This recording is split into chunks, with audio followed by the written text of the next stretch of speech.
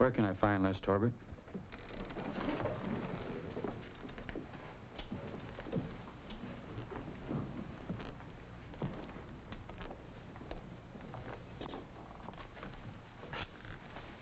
You're looking for Les Torbert? That's right. Why? He's a friend of mine. Any objections? I'm Kyle Richards. That mean anything to you? Nope. No friend of Les Torbert is welcome in this town. I ask you a question. Where can I find Les Torbert?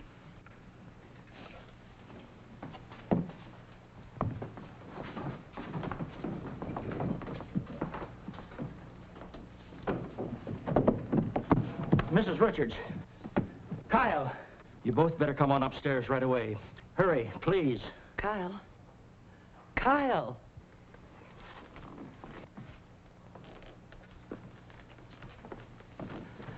If she'd only open her eyes and I could talk to her for just a minute. Ma, I don't want to see her like that.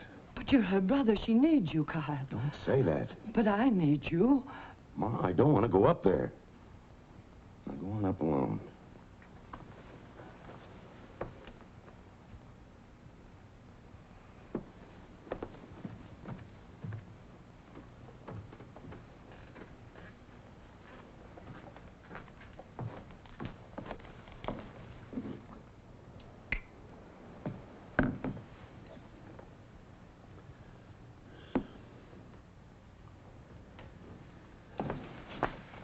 You want to know where Torbert is, mister? Well, I'll tell you. Locked up in jail for putting a bullet in my sister. A 14-year-old girl never did a mean thing in her life. Shot down in cold blood by Les Torbert. You might as well forget him, mister, because if she dies, he swings from a tree.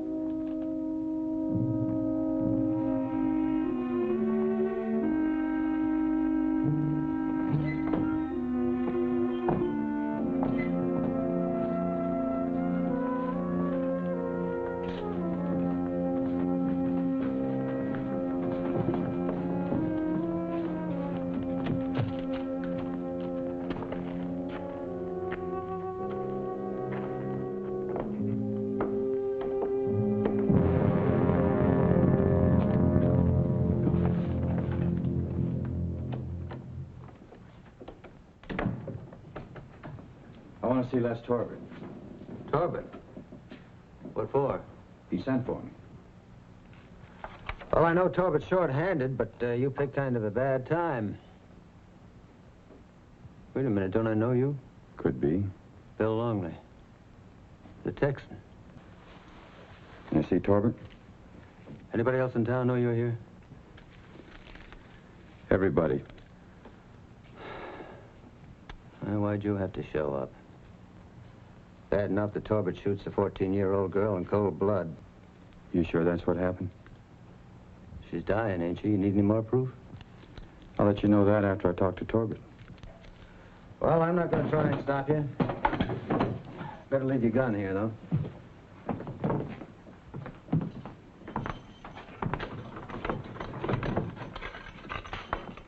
Anybody follow you here? Yeah. That's what I figured.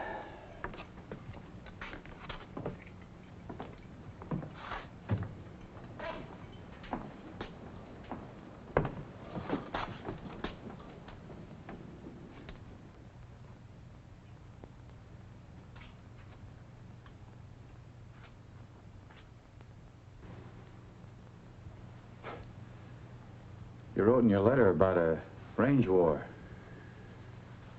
That was weeks ago, when a Richards outfit moved into Mike Ray's. I couldn't drive them off. And blood spilled? 3 of my men killed. This morning, some of my steers were grazing in our lower section. The range we've been fighting over. Kyle Richards spotted him. He sat there in his saddle on top of that ridge and just shot him down. I went crazy, started blazing away. So did Richards. It was like Vicksburg all over again. Only this time, you weren't with me. What about the Richards girl? Say you shot her down in cold blood. You believe that? If I did, I wouldn't be here.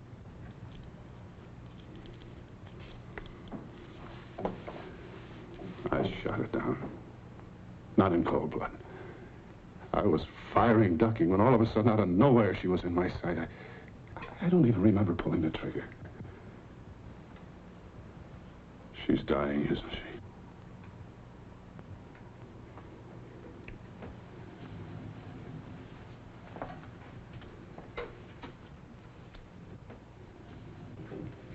It's too late.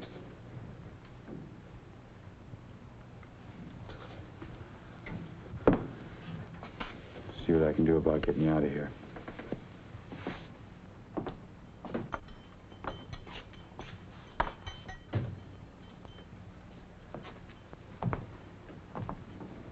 What'll it take to get Torbett out on bail?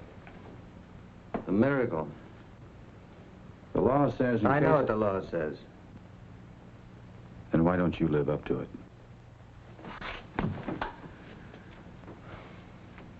You ever been caught in the middle, mister? That's where I am. There are killings on both sides. I don't see any Richards men in jail. When a man gets killed, a man with a gun in his hand, that's one thing. But a young girl? You know what's going to happen if she dies?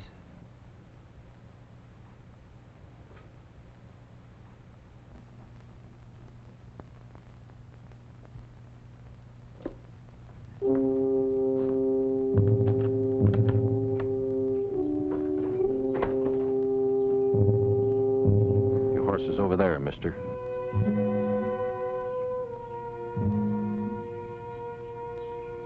That's the way out of town. Use it.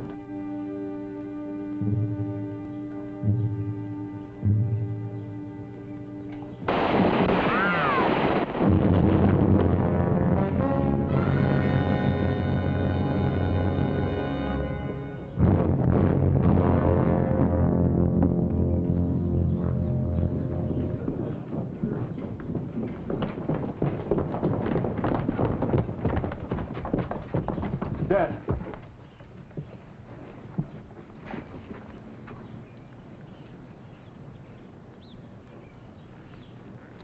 Both of them.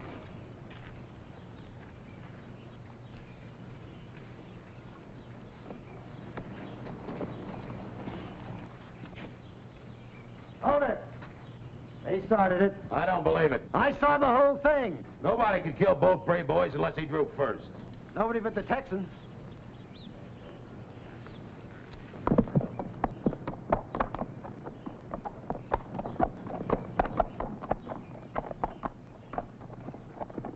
I don't care what he calls himself. He's a hired gun. His gun's not for hire. Everybody in Texas knows that. He's a friend of Torbett's, isn't he? Do you have to have it spelled out? You know why he came here. I say run him out of town. Not unless he breaks the law. What do you call killing a Gray brothers? I'm upholding the law as I see fit. What do you mean? The same way. He killed the Gray brothers. Out of self-defense, they tried to kill him first.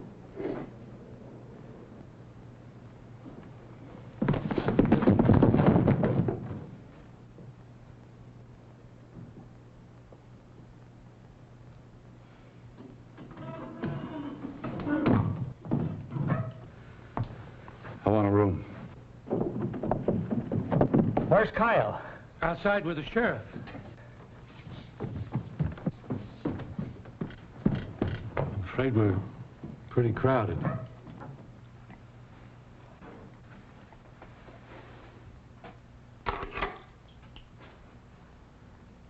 Room 207, top of the stairs. It's the last room on the left.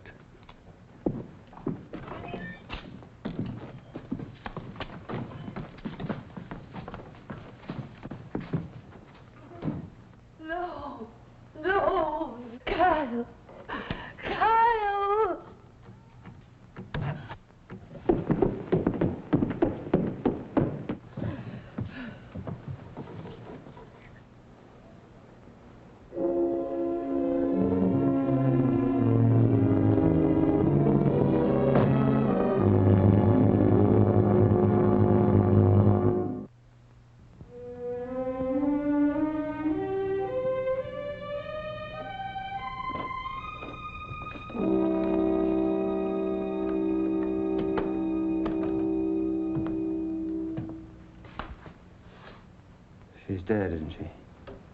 A couple of minutes ago.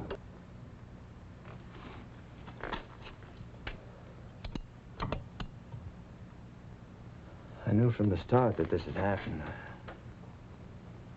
I kept on hoping. I even prayed. Well, you want to tell Torben, don't you? He'll find out soon enough. What are you going to do if they come after him? Well, telegraph for help. It'll be too late. Got any better ideas? Turn Les over to me. I'll take him to the county seat. He'll be safe there. Unless it's your own skin you're worried about.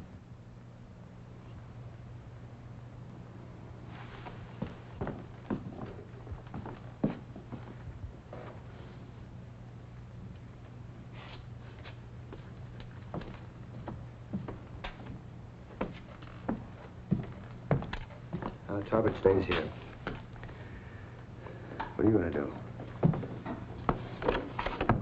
That depends on Kyle Richards.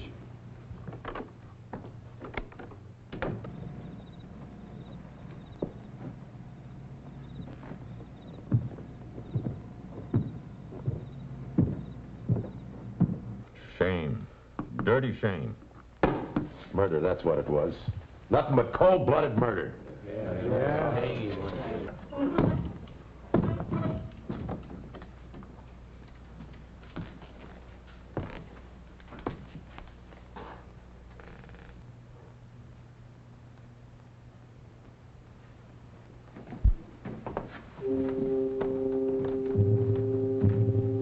Well, what do you know about that? Big man. Maybe not so big. Just let him try and stop me. Just let him try. Well, look at Kyle. I swore I'd see Torben hang. And he's gonna hang.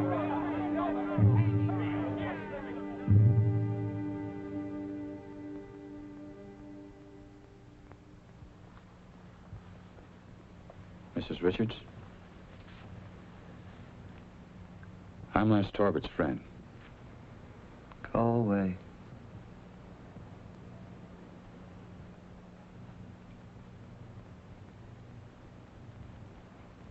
I'm sorry about your little girl. But there can't be any more killing. And there will be, unless you stop it. Your son's downstairs right now driving those men to it, tongue-lashing them into a lynching. But a mob's no good without a leader. Take him home, Mrs. Richards. Take him home and there won't be any more bloodshed.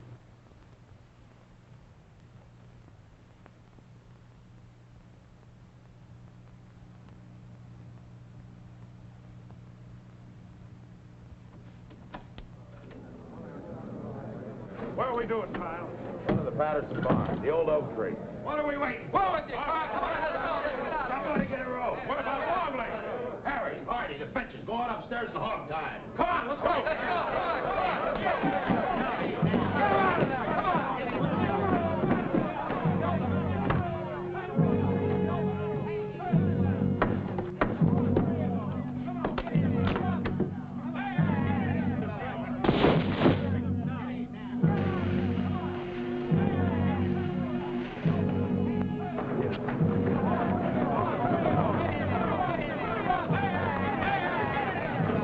Murder, that's what it was. Cold-blooded murder.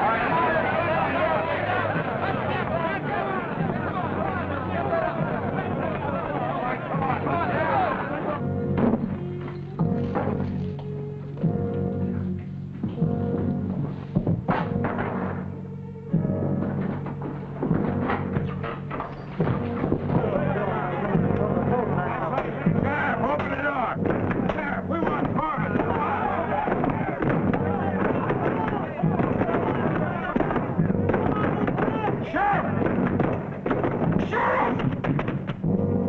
Harry, go get the tongue off of that wagon.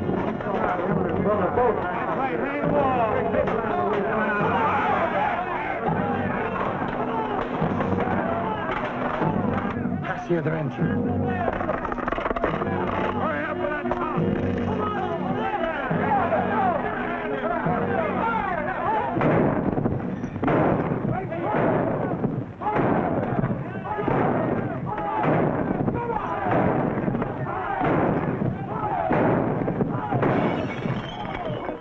Stand back!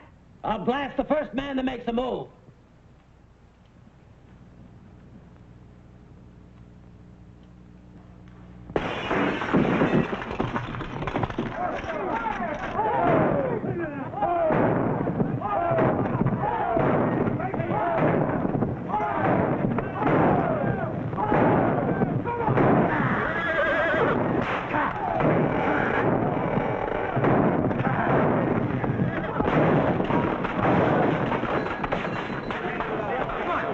Get the keys off the chair.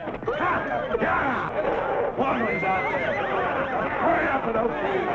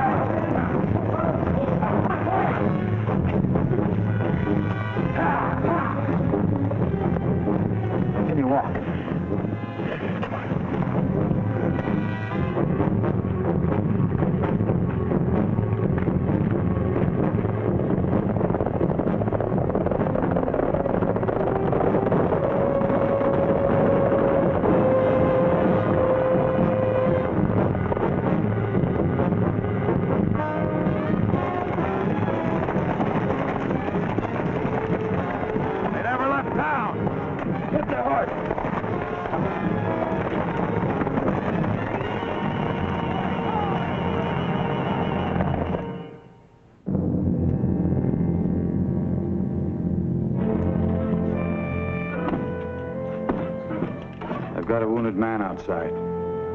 He needs help, Doc. You too.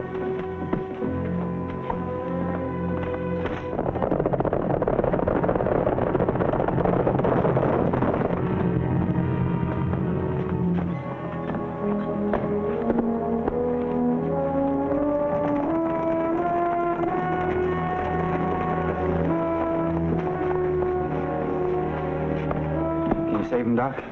If I can keep working. Nobody's gonna bother you. Search every store and house in town here somewhere.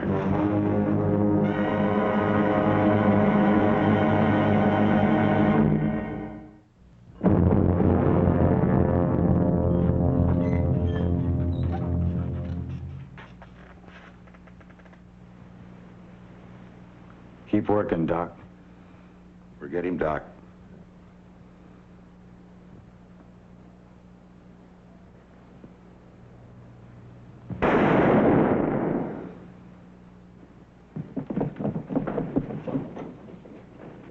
I know, Kyle. I know who shot your sister. Ma. Admit it, Kyle. I don't want any more killing. Torbett shot her. Everybody knows that. Torbett did it. He's got to pay for it. Stop lying. It was your bullet that killed her. Ma, you're sick. You don't know what you're saying. Your sister said it. Her last words were, "Tell Kyle I forgive him."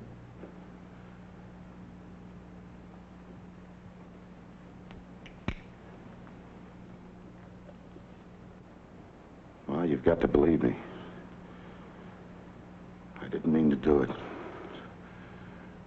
I didn't see her. She come out of nowhere. It was an accident, Ma. I didn't mean to do it.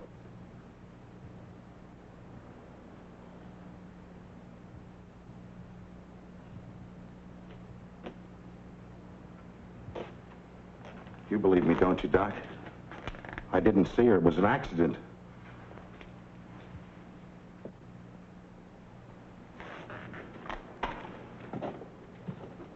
My own sister. I wouldn't kill my own sister now, would I?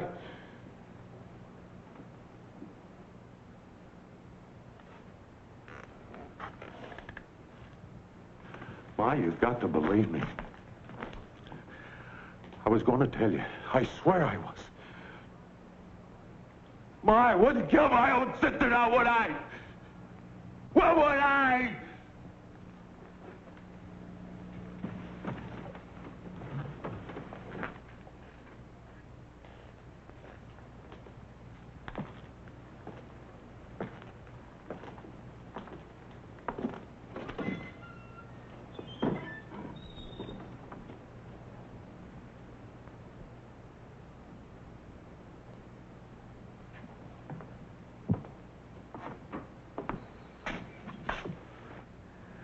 I heard, Bill. I heard.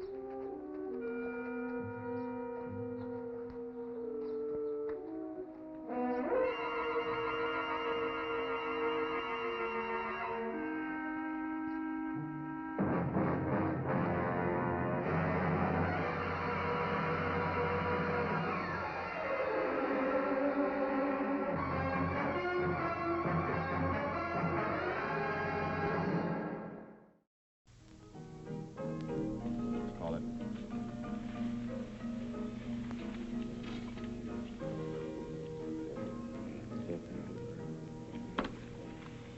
Pair of 10 still calls a tune.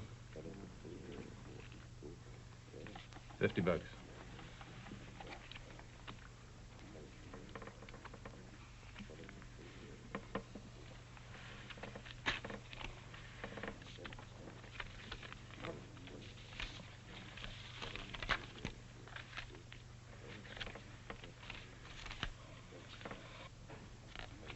$50. Up 50. Texas bluff, Mr. Longley.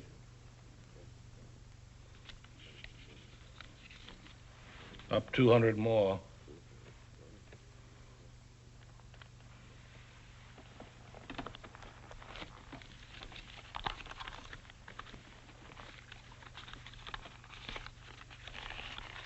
Call it.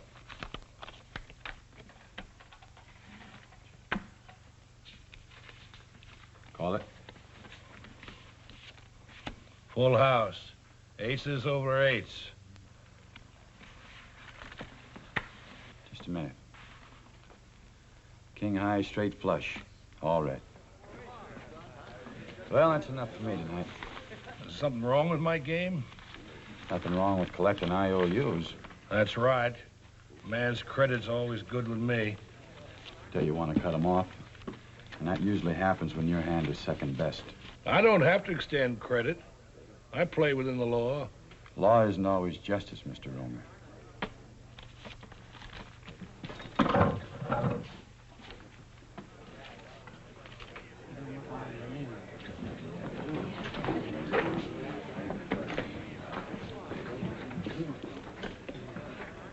Oh, set him up. How about you, Professor? Can I talk to you a minute? Sure. Been a long time since I've seen you. Down in Black River County, we used to ride posse together. Mm-hmm. You weren't the Texan then. Just a young buck named Bill Longley. We had a lot of respect for Marshal Jim Caldwell, one of the best in the business. I'm not in that business anymore. Well, since when? Since the day they gave me this. 20 years a lawman, and I wind up with a medal, a few handshakes, and a bunch of memories. Jake Romer's busted me. I wonder if he might loan me a stake. You can't buck Romer. Your luck's run out on you. I've got to try. Look, I came to town with $6,000 belonging to my partner and me, deposited across the street at the Stockmen's Association. Now Jake has the whole thing in IOUs. How much you loan me on this? It's solid gold. You better keep it. Maybe it'll help you look back once in a while.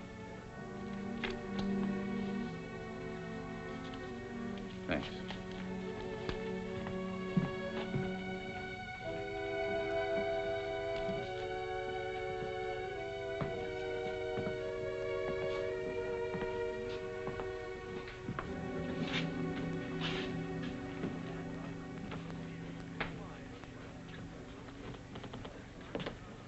Known Caldwell long? Long enough. He a cattle buyer? He was. What is he now? Has been. Is trying to find out where he's going. Anything else, Mr. Brown? I'm sorry, Longley. I'm not naturally nosy. You see, 11 months out of the year, this is a nice, quiet place to live. Then the longhorns come in for market and shipment. And this town becomes a mess of sharp strangers, fast money, and faster guns. That's when my nose perks up and I ask questions. Guess if I had your job, I'd do the same thing. Happens every spring, just about now. When I was a kid, spring was a green, happy time for me. Now it's just another notch in the clock. I'm a year older, and a year slower. Scared? No, but the older a man gets, the more he wants to live. I'd like to retire soon. That'll be my happy time. No more troubles, no more worries. But that's another day. Right now, I have to watch for hot spots. And at the moment, my hottest one is Jake Romer's poker game. You mean Caldwell? Romer holds a lot of his paper. Romer plays a legal game, but it's dirty. Smells like the kind of dirt that makes me know I'll need help. Caldwell's got 3 friends with him. I want a deputy, Longley. I'd like to have your gun on my side for a while. I go it alone, Marshal. You rotten, crawling snake, I'm gonna kill you. I don't scare, mister. I can't help it if you run out of money and can't afford to call my hand. Your credit's no good. You've pulled your last freeze out, Romer. My hand was better than yours, and you know it. Now get up. I said get up! Take it slow, Caldwell. Don't force it. Romer's within the law if he wants to play it that way. Of course I am. I saw him, then raised him with my hard cash. He can't meet my raise. Back off it, Caldwell. I got a lot of help, Marshal. Who have you got? Nobody, Mr. Caldwell. I go alone. And it's up to you to back off. This is my play. Romer deserves to die. You don't. So stay out. Caldwell. The Marshal's not exactly going it alone. He's got a piece of metal backing him up. No, it's not gunmetal. It's a lot more powerful than a gun. I'm talking about that badge he's wearing. All right, Longley. Wait outside.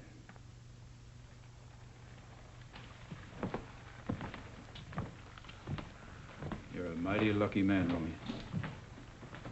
You almost died tonight. Mr. Brown's a law enforcement officer doing his duty, protecting the peace. Thank you, Mr. Brown. Don't thank him. Thank that piece of metal he's wearing.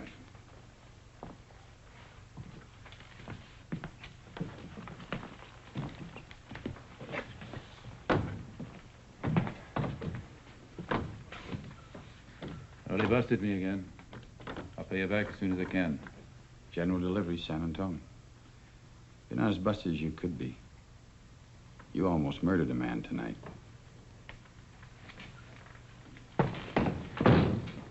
I got a few night rounds to make. Think about taking that deputy's job, will you?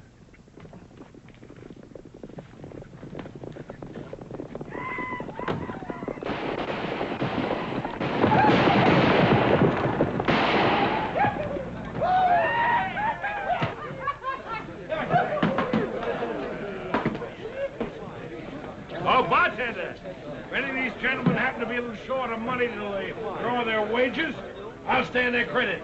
The first drink's on Jake Roma.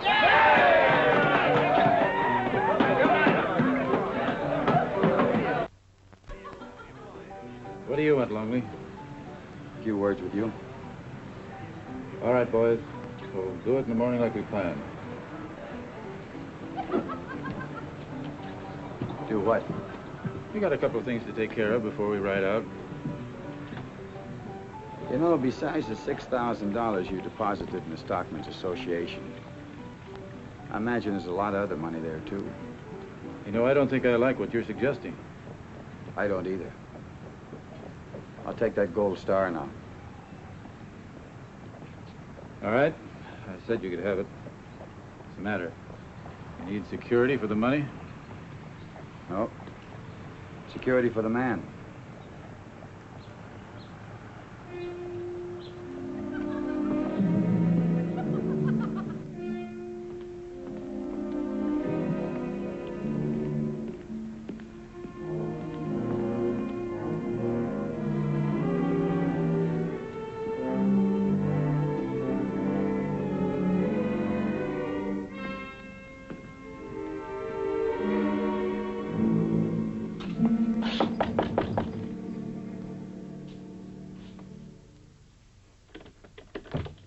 Closed. I want to see the marshal. Oh, come in, Longley. A lot of money in that, huh? Who is he, Marshal? Name's Bill Longley. It's a friend of mine. Oh, these two men are Phelps and Ames, Stockmen's Association guards. Your question's all center, Longley. Interest in that safe just naturally makes Ames and me a little jittery. About that deputy job, I think I'll take it. Why the change of heart? Well, come daylight, you might need one. Besides, I'd like to see you make that retirement. Well, now, I appreciate that, Longley. Any other reason? Just a hunch. Maybe you need Longley's help, Marshal.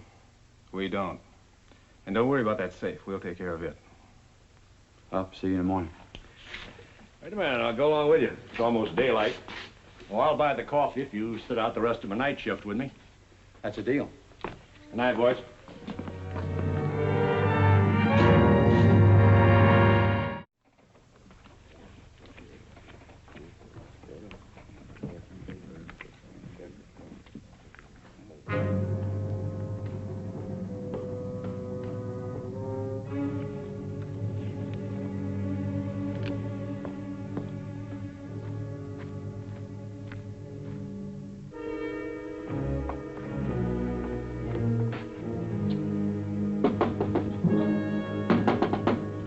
Open up. Marshal Brown sent me over. You know me, I'm Jim Caldwell. I left some money here on deposit. I have to leave in a hurry and I want to draw it out. $6,000. Look. Here's the receipt. Marshal Brown says it's all right. Marshal Brown ain't running the Stockmen's Association. There's no withdrawals except during business hours. Cashier has to certify that your deposit's clear of claims. You agreed to that when you put your money in here. Things have been changed since then. Open it up. Combination's been changed. How about you? Well, maybe he wants to be a dead hero, but I don't.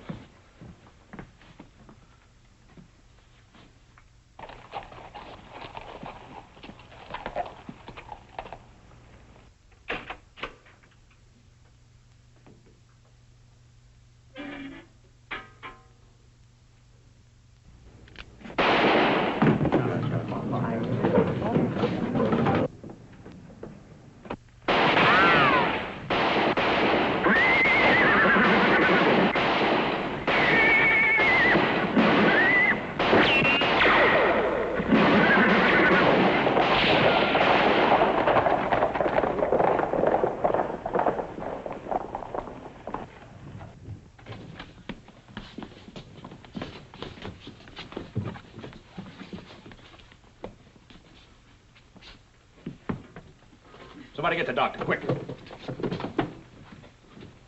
One of the guards is pretty badly shot up. The other one's just slugged. What about the money? It's gone. Over $100,000 and all you can say is it's gone? Well, what do you want me to say? All right, every man that can ride, be ready to go in 10 minutes. Get going. Who's responsible for this thing? I think I know. Who? Caldwell, the man you sandbagged out of his money last night. Must have gone a little loco. I hope they bring him in dead. I'd go if I were you, Romer.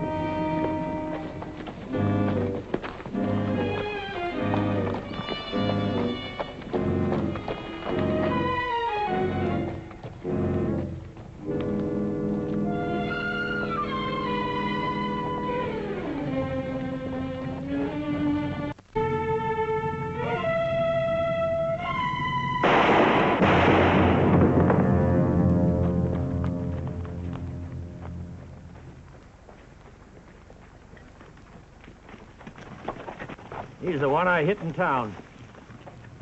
Name's Harlow. You've got it on an IOU he gave you day before yesterday. Well, that's one you won't collect. The other three must have cleared out and left him to hold us up as long as he could. Yeah, they dismounted here, then mounted up again. One horse went west, one east, and the other one went straight ahead. They probably split the money. Maybe not. It's down to 3 shares now instead of 4. One man could wind up with all of it. Yeah. Caldwell could hold on to the cash, use the other two to confuse things, and stay on the best trail himself. To where? There's nothing that way but more mountains and then the desert. If they get to that desert and cross it, they're gone. All right. We'll split up 3 ways, same as they did. Circle wide and back. Meet by sundown where the desert starts. Let's go. We'll take the middle trail. Marshal, there's one thing I want to know. Maybe you know all about this man, but I don't. Are you prepared to take full responsibility, just in case it turns out that he's leading us on a wild goose chase, so those other people can get away? Tell you what you do, Romer. You ride with us. That way you can keep your eye on me. It's exactly what I intend to do.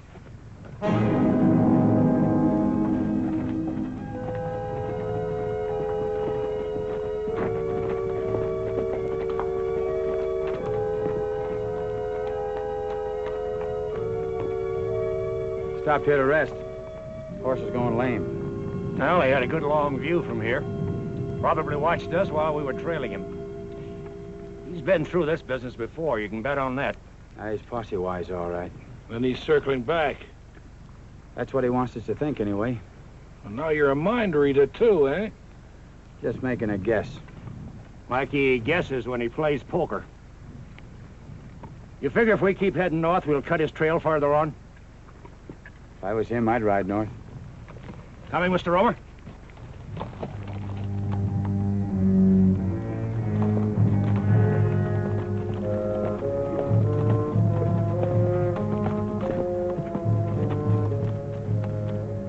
Stepped off here into the sand. He's carrying a load, made his boot heel sink in. Gets across that range, the desert is straight downhill. It's about 3 hours till sundown.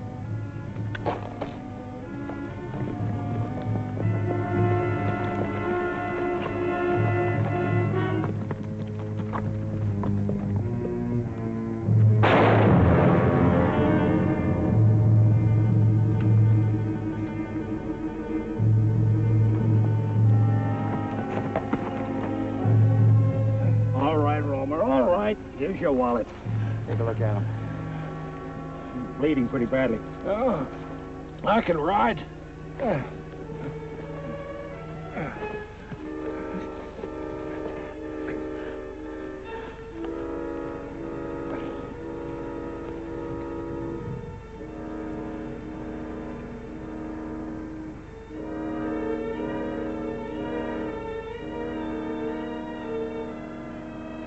Be all right here. You go on. Get on after him. Let's go.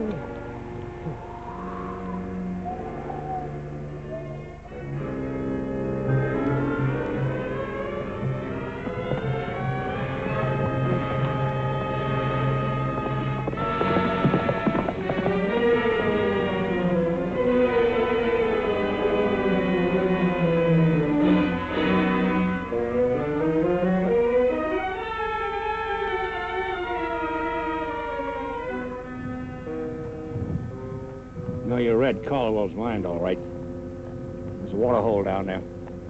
Maybe he's there already. As soon as it's dark, they'll head out across the desert. Plenty of water, no need to travel fast. There's no telling where the rest of our people are, or when they'll show up. What do you think? I think we better do everything we're going to do while it's still daylight.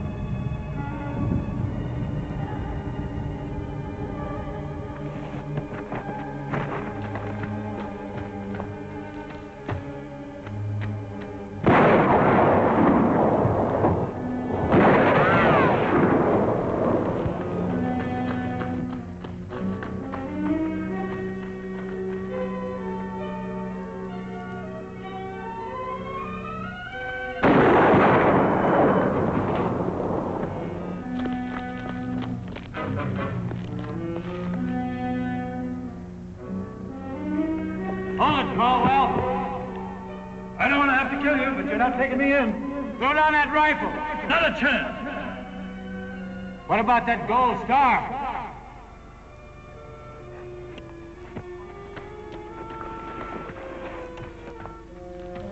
Hold it, Caldwell. Looks like we've ridden our last posse together, Longley. Looks like it. I'm sorry. I didn't mean it to be this way. I know it. I guess I kind of went berserk. I know that, too. Better give me the rifle. Get out, Longley!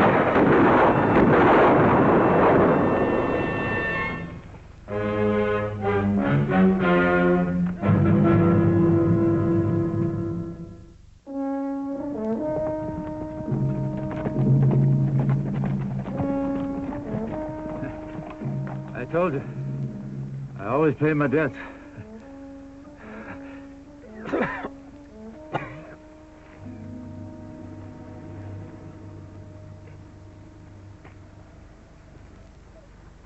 You see anything of Mr. Romer? We had to leave him a few miles back. When we found him, he was dead. Well, he had some property on him. If you mean those IOUs, he didn't have them with him when we got to where he was. Just an old empty pocketbook. Well, they wouldn't be much use to him now, anyway. Wonder who he was. Looks like we'll never know. Probably just as well. Probably just as well.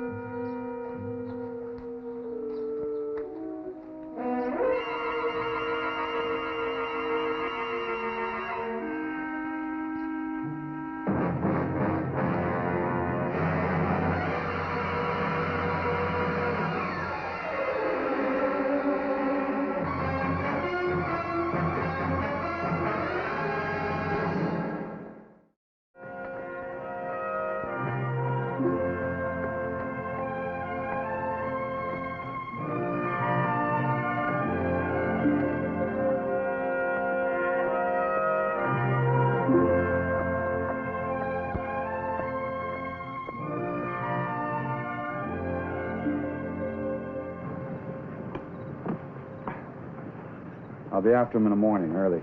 That'll cost you $1, Mr. Longley.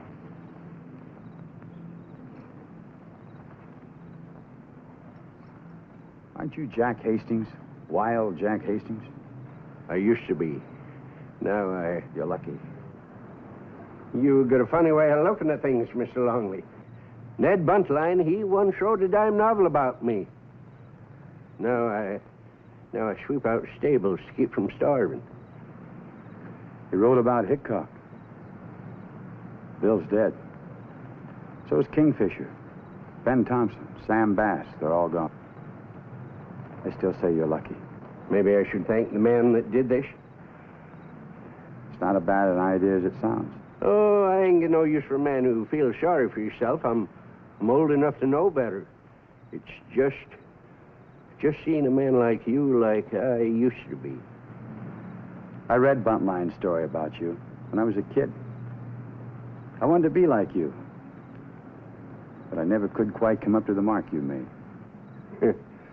That Ned. He was the biggest liar this country ever saw. Most of the book was back of lies. But, well, I used to half believe it myself. Seems like everything was bigger and brighter then. Maybe it was.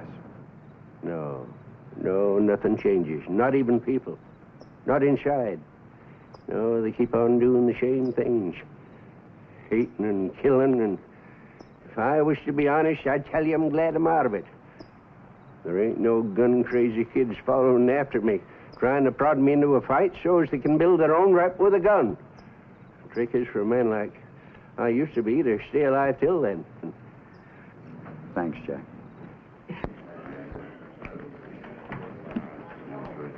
Jack's better. How about you, Piker? You got openers?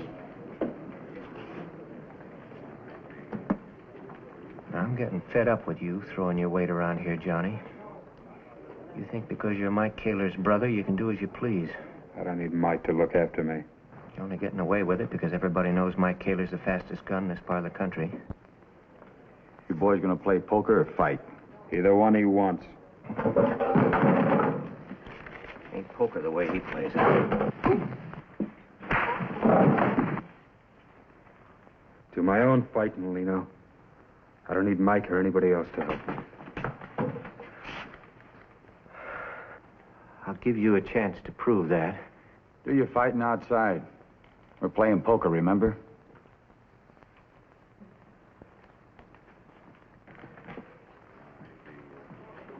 Shall we sweeten the pot $20, huh? Call it.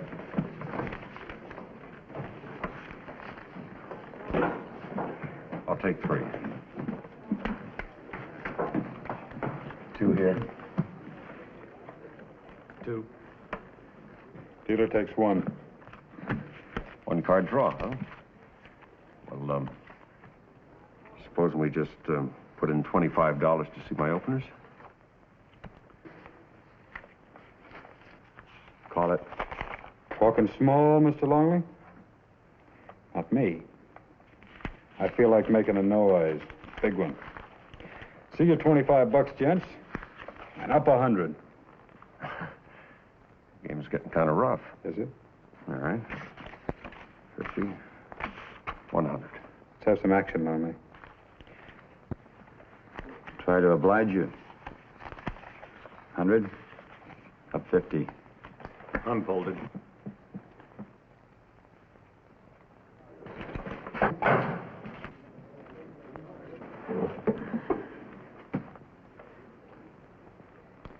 Well, now the game's getting a little more like I like it.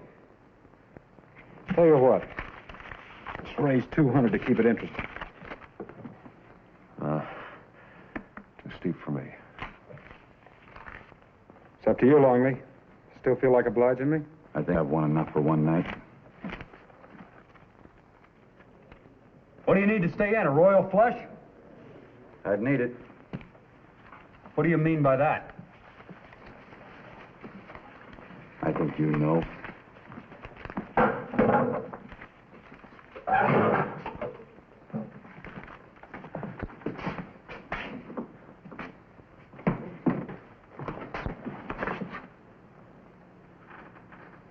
Don't ever do that again. I don't like a man who quits winner. I don't care what you like. Your gun rep doesn't scare me, Longley. You'd be better off if it did, Johnny. There'd be no gunplay, Bill. I didn't intend for there to be, Sheriff. You keep out of this, Talby. I don't need your advice. Nobody calls me a cheat and gets away with it. Don't turn away from me like that. What's it take to make you fight, Longley? A man? I'll kill you for this. It's time somebody taught you some manners, boy.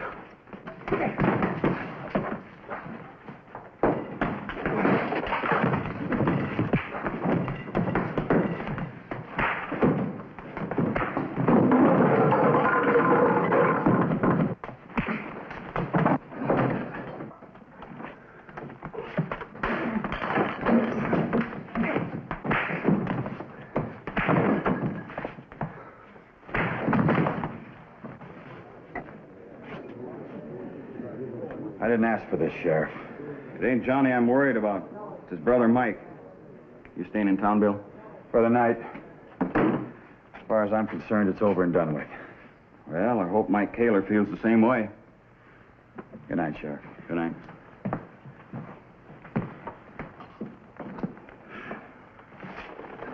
Johnny, you all right? Leave me alone. Who do you suppose is the fastest gun, Sheriff? Bill Longley or Big Mike Kaler? I don't know. I don't want to find out.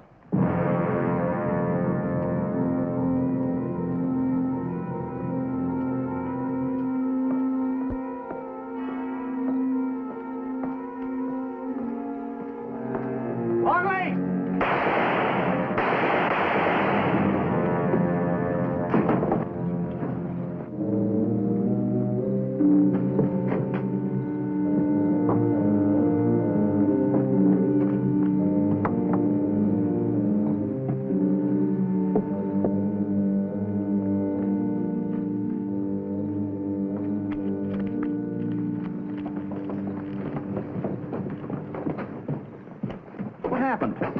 Kaler. Yeah, I know. Always knew he was wild enough to push somebody and kill him sooner or later. I'm just sorry it had to be you. Wasn't me. I didn't shoot him. You sure about that? Hasn't been fired. I was coming up from the stable. Johnny hollered my name and took a shot at me. And I heard a couple of more shots from down the alley. It sounded like a carbine or a rifle. And you couldn't see who did the shooting? No. A couple of you men checked the alley. It'll be long gone by now. Are you still staying in town? For tonight. I want to talk to you later. Fine, I'll be over at the Kesters. All right. Joe, ride out and tell Mike Kaler what happened, will you? Some of you men give me a hand with Johnny.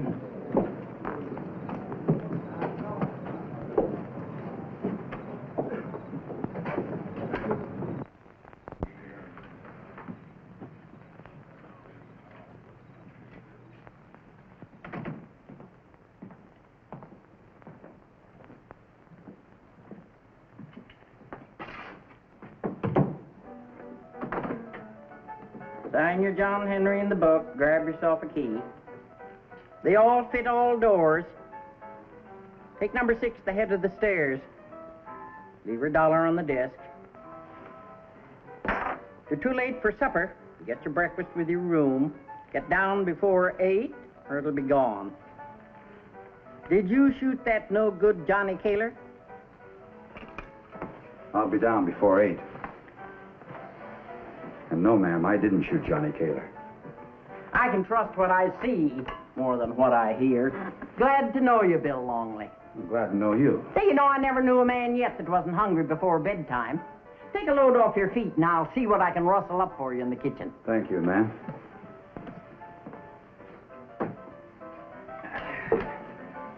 You're not in a bunkhouse, Bill Longley. Sit in that chair proper like. Yes, ma'am.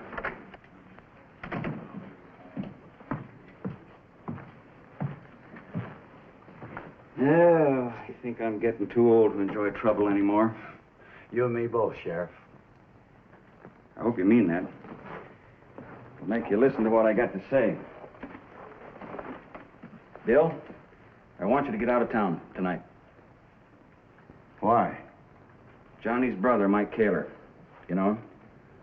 Only by name. I've never met him. Well, if I have my way, you won't. You know, there's no reason for you to stay. There's no reason for me to leave. I wish I could think so, too. Try looking at it my way. Everybody knows you didn't shoot Johnny in the back, but you're Bill Longley. Johnny's Mike Kaler's brother. Now, Mike's reputation won't match yours, but it's just close enough to start folks around here wondering who's the fastest with a gun. Well, there's no reason to find out, Sheriff. I know that. But as long as you and Mike are here in town, it's only going to be a matter of time when there's trouble between you two. I don't run. That's the first lesson I learned. Mike and Frank Kaler just came into the saloon. They're looking for you, Bill Longley. Now it starts.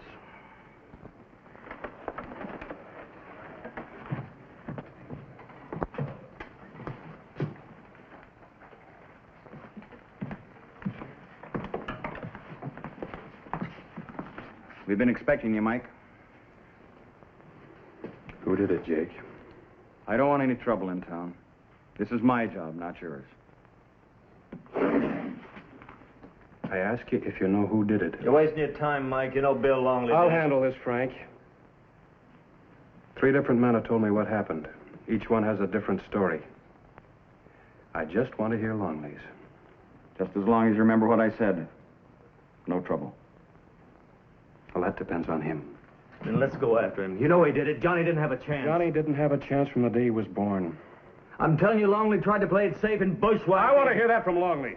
Mike, he didn't do it. Johnny was shot by a carbine from the back. Longley was on the street in front of Johnny. Are you trying to cover up for him, Talby? You know me better than that. All right. If he didn't do it, who did? I don't know yet. But you know yourself, Johnny wasn't liked around here. All I know is that Johnny's dead. No, you sound like Mike Kaler. Will you shut up, Frank?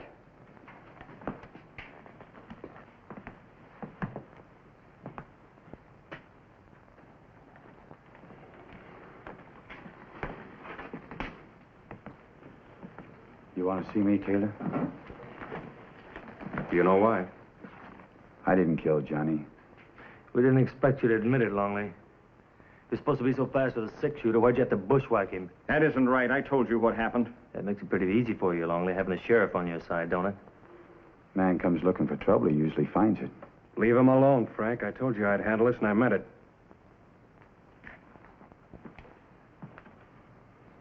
I need some time to think about this. But if I decide you did kill Johnny, I won't wait for the law. I'll be here.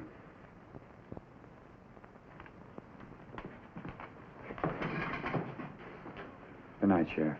Good night, Bill.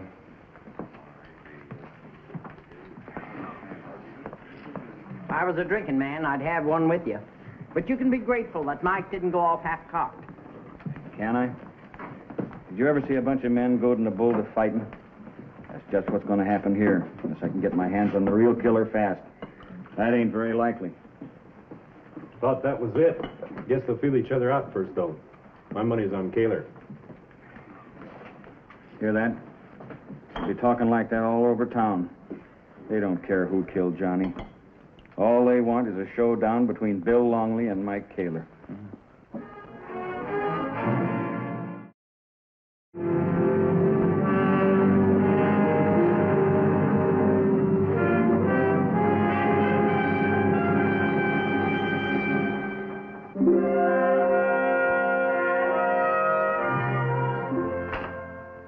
Here's some coffee.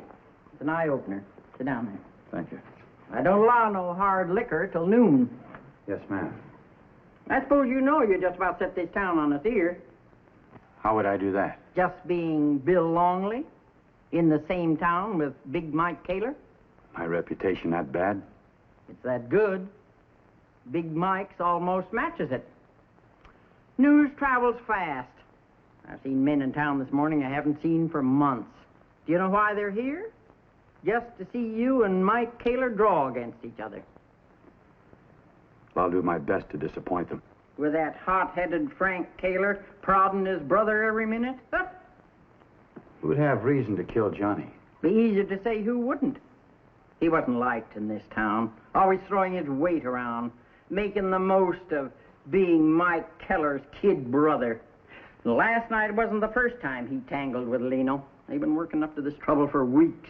Lino was a big loser in last night's game. What do you know about him? No, didn't know him very well. He had trouble in this town before, but nothing serious. Could be Lino or any one of a dozen other men Johnny's had trouble with. But the way this town's prodding for a fight, you won't be given a chance to find out. I hope you're wrong. I hope so, too. But I wouldn't bet on it.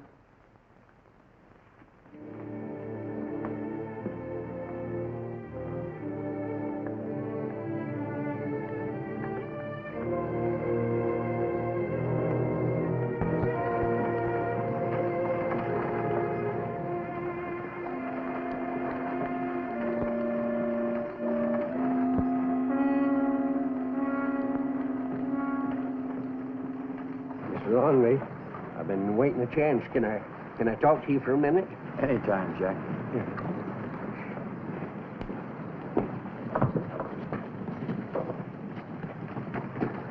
Maybe I ain't minding my own business like I'm supposed to. Maybe I ought to be thinking, like the rest of this town, which is the fastest, you or Mike Kaler. But I already know. You'll kill him, Mr. Longley, and you'll regret it the rest of your life. But you'll be forced to it if I don't tell you what I know. Do you know who killed Johnny? At least I think I do, but I ain't sure. It was dark, and I only seen him for a minute. Barney Lino? I ain't positive. I heard the shooting. I was standing in front of the stable looking down the street toward it, and I seen this fella across the street in the alley. He was kind of bending over, kind of shoving something into a chink in the wall. That much I seen. Then he kind of backed out cautiously and joined the rest of the fellers that was looking at Johnny. Did you get a look at his face? Oh, like I said, it was too dark, but you recognize a man by other things. The way he walks, the way he holds his head, and I thought it was Arnie Lino, and I kept thinking about it, trying to make sure. Sheriff Dolby says Johnny was shot with a carbine. That's right. Lino carries one in the boot in his saddle rig. I checked his horse this morning. It ain't there.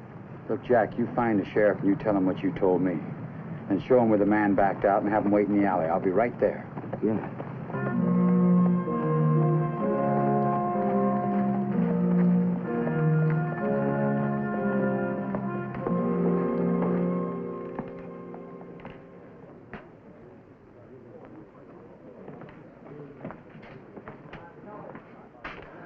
I guess you don't remember me, Mr. Longley.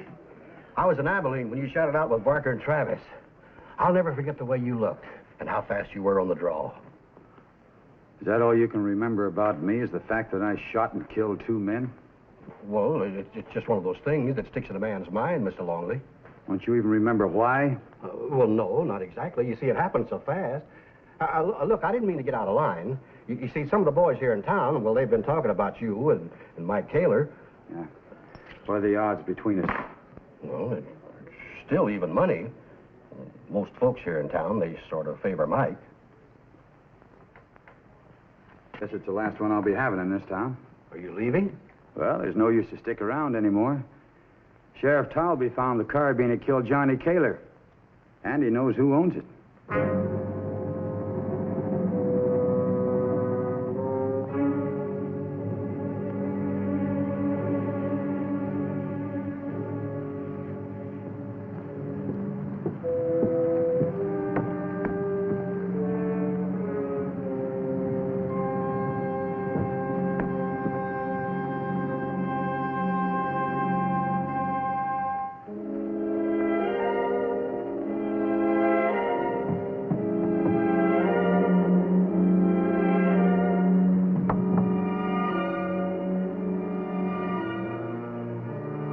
Hold it, Ernie. Move over here.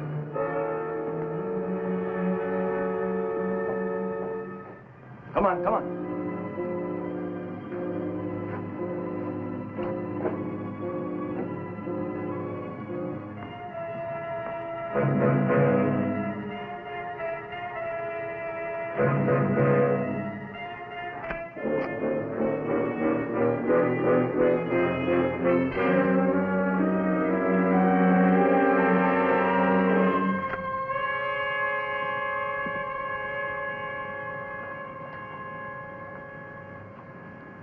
Well, I guess that ends it, Sheriff.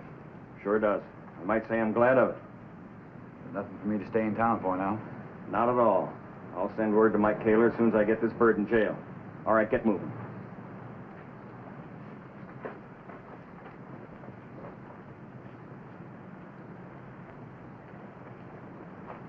Thanks again, Jack. I'll be after my horse in a little while.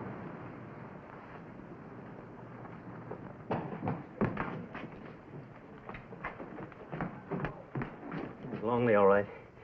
He shot Johnny with a carbine and then hid it in an alley up the street. I just seen him fishing it out. Frank. What?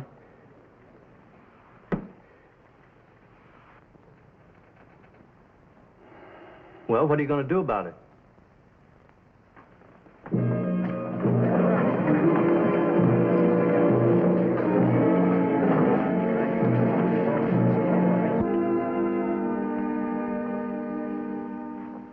I'll be saying goodbye, man. Goodbye. Good luck, Bill Longley. Goodbye.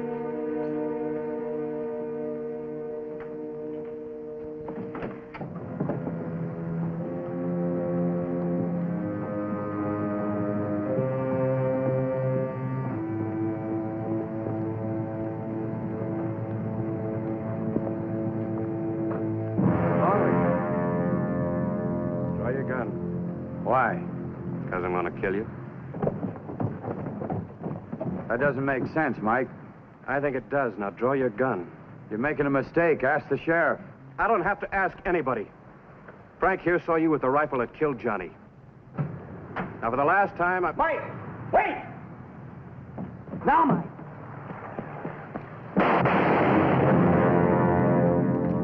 Mike, you crazy fool. Longley didn't kill Johnny. I know he did. Frank saw him with a rifle. That was Arnie's rifle. Arnie Leno killed Johnny. That's right.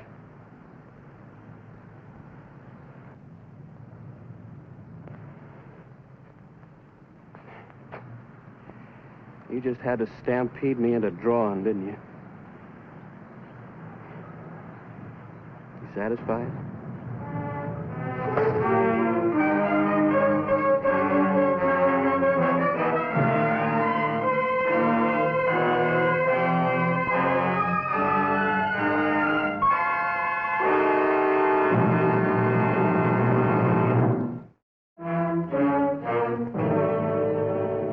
Sorry, Bill. I thought I'd get to Mike before... It's all right, Sheriff.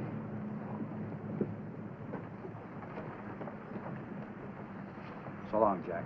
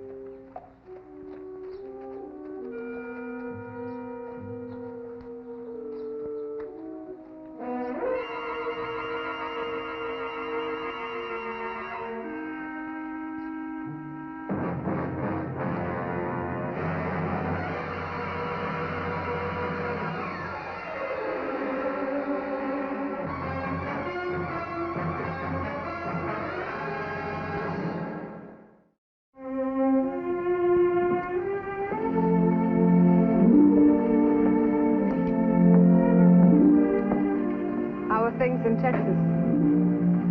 All right. Remember Rimrock?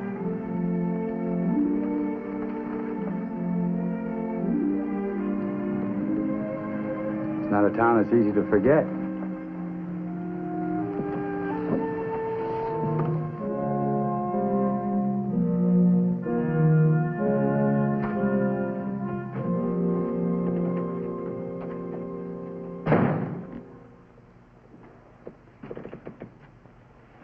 Sure. Well, don't just stand there staring at me. Where have you been? In town. In town. I suppose you know everybody's talking about Constance and me, and they're all saying things about us. That's right, isn't it?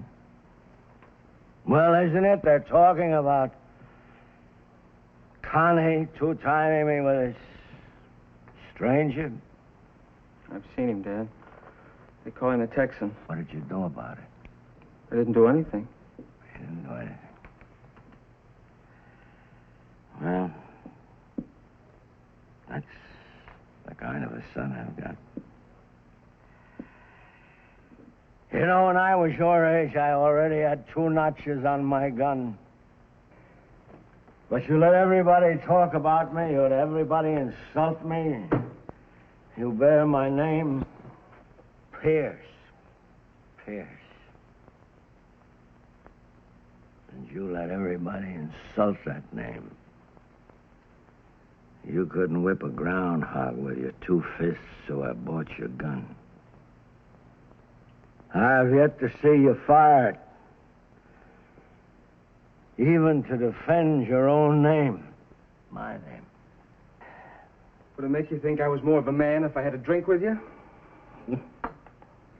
That's a laugh.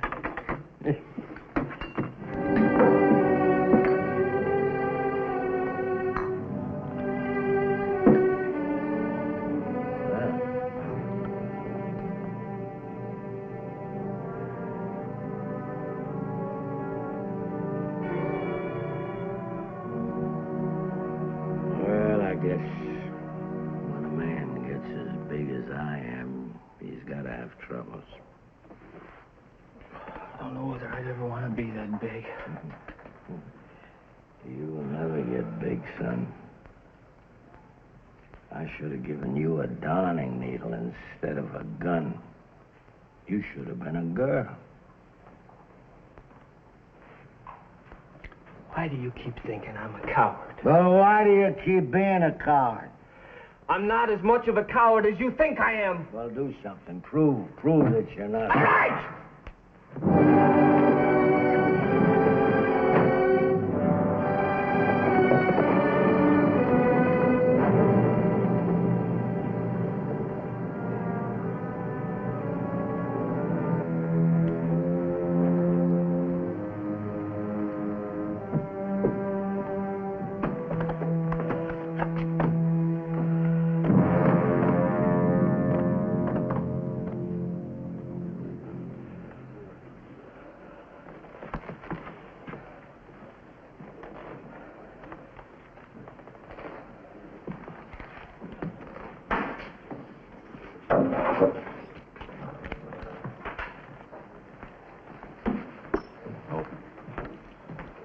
Call.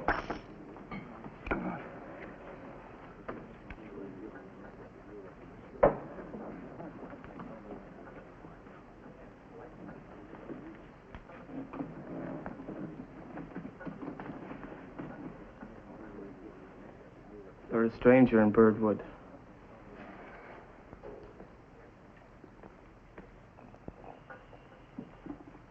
You don't know anything about me. I don't know anything about you. So? So that makes everything even. Just right.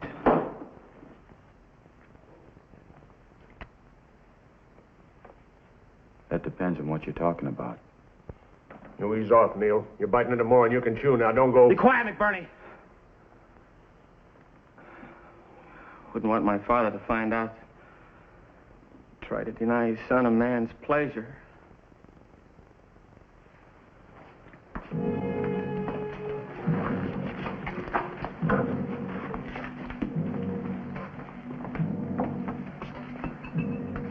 You're sweating awful hard to call this pleasure, boy. Don't call me boy.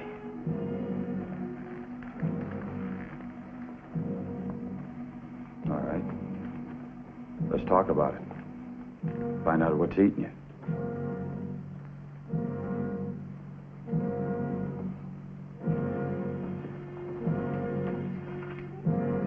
Well? You've got till I count 3 to draw, Mr. Longley. 1, 2, 3.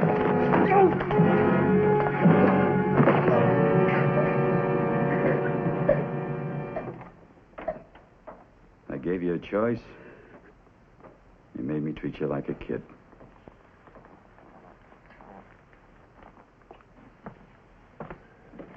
This don't settle nothing, mister. Miss Constance, maybe you better collect for this gentleman's room rent. Why? Because if he's smart, he's going to be cutting out in a hurry. You're a very poor judge of men, McBurney.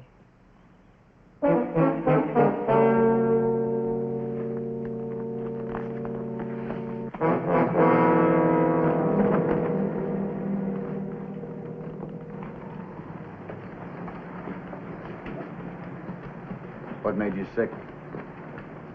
The whiskey? Or the thought of what you had to do? You made a fool of me in there. I could have made you good and dead. Why'd you do it? Haven't you heard, mister? You're not considered a man around here till you get a notch in your gun. Want to hear something interesting, mister? I went to school in the East. I can read Homer's Odyssey. In the original Greek.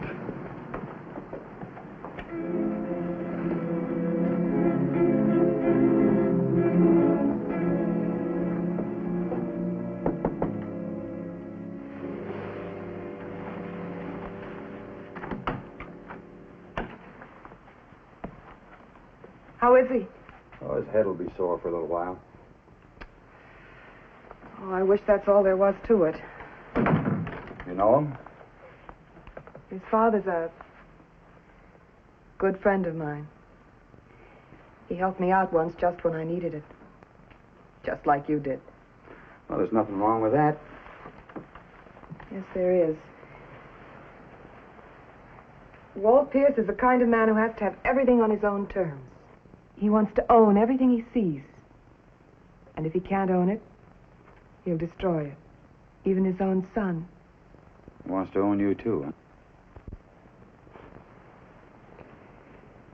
There's something else. He drinks too much. That's not a good combination. He's a completely different person when he's sober. You sound like you're in love with him. Well, I might be if he'd give me a chance. If he could just learn that a woman wants to be a woman. Not just another piece of property. Well, till he does, you tell him for me that someone ought to teach his son more about guns. I wish someone could teach Walt a little more about people.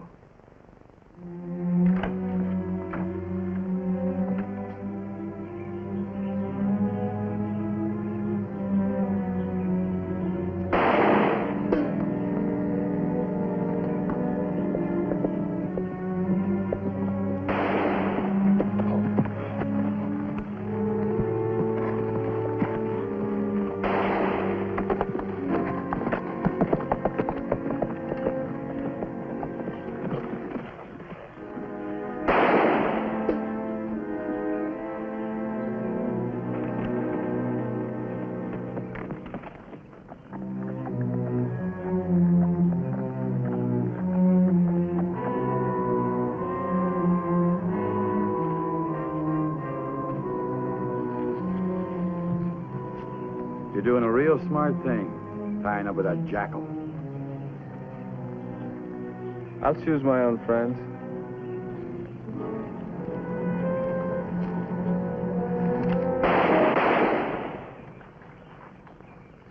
Still making a fool of me. Now move. I got as much right to... To what?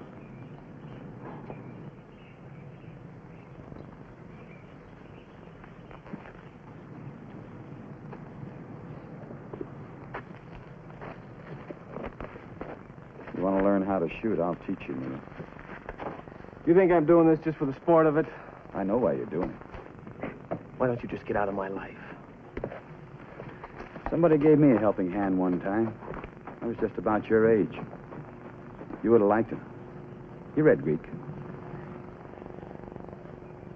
No, maybe on second thought you wouldn't. He was a school teacher. Teacher? I had mine for myself once. Oh, you did? Yeah, I used to talk about it with my mother when I was a kid. She said by the time I came back out here that people would be settled down, ready. So what are you trying to do? Make a point. In a roundabout way.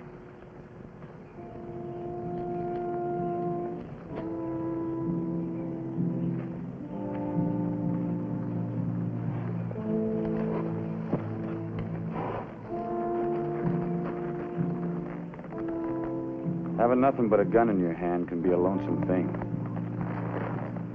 Lonesome as all time. Nothing you said makes any difference.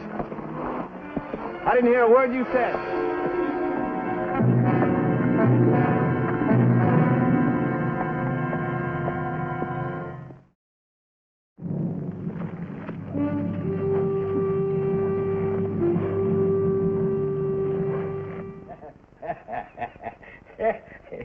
Imagine him picking on you.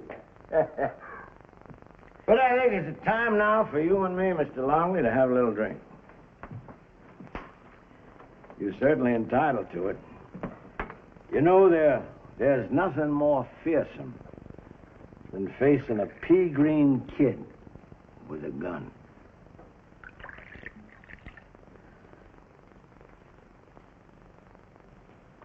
Oh, you're looking at the picture, hmm? That's Amanda.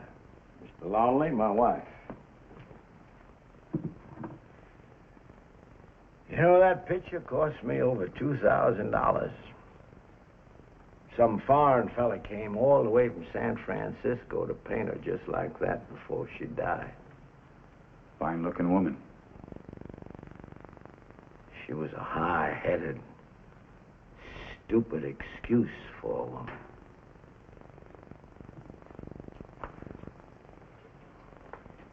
This thing here. Yeah. Cost me $1,000 or $2 just to freight it out here to suit her fancy.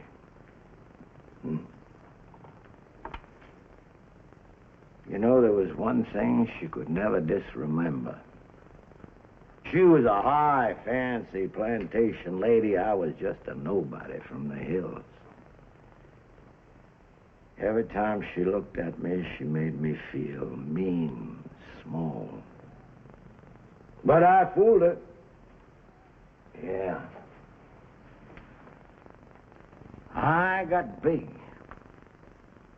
I got big enough to fit her whole family, her whole moth-eaten family, right into my shadow. I came here to talk to you about your son. Well, what do you think I was leading up to?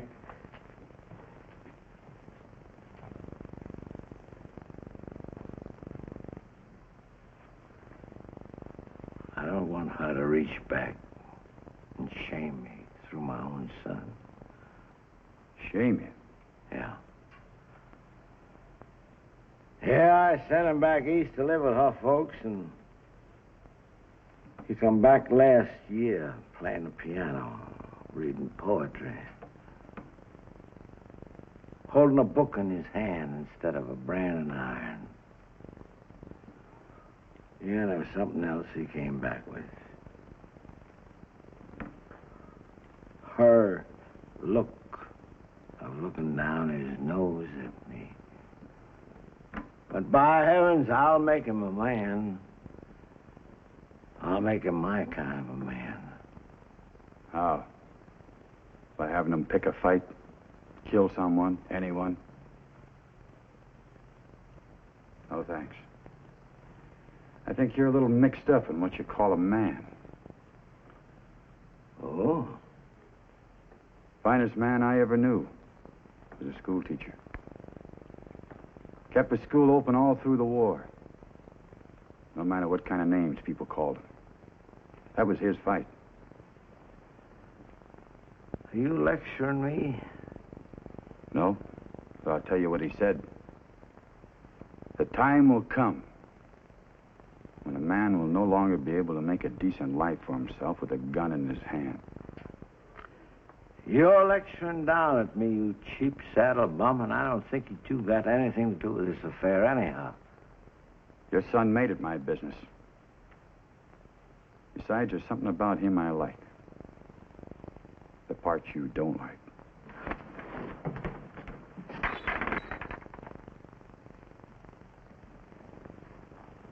Don't you go barring trouble.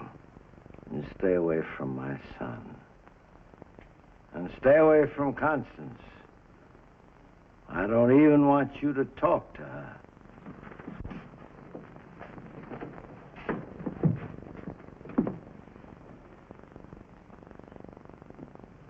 You got one big fault, mister. You try and own too many people.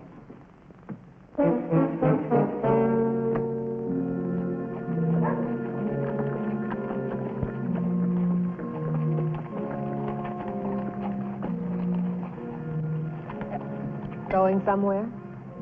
Moving on. Won't Pierce scare you off? You know better than that. I couldn't tell. But no sense walking the same direction trouble takes. I thought maybe the stunt Neil was planning worried you. I figured maybe that's why you were leaving. I've had a belly full of Neil. Tell his father. Walt would encourage him. Oh? What's he planning? Murder? Not quite. Robbery. Then tell the sheriff.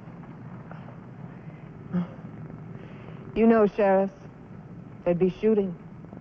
Neil might get hurt. And that you're not in favor of. No. You take the chances, you run the risks. It's your problem.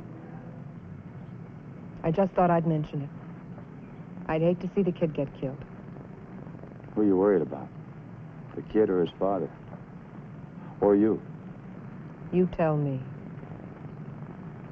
What makes you think I'd help Pierce? Or the kid? Or you? Rimrock.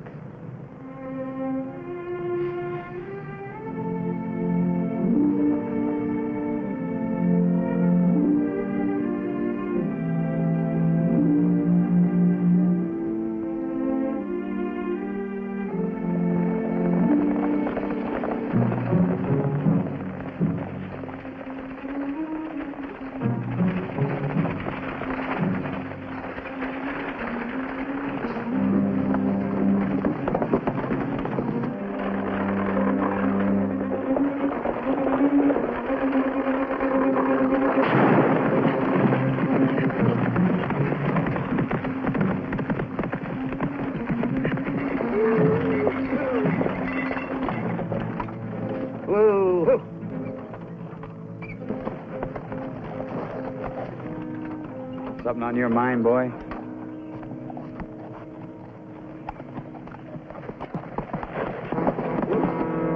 You were fussing back there at the station about there being a holdup. Now you're going to let that thieving filth get away? Well, I ain't. There's some things that hurt worse than a bullet, old-timer. Let's roll it. Good, baby.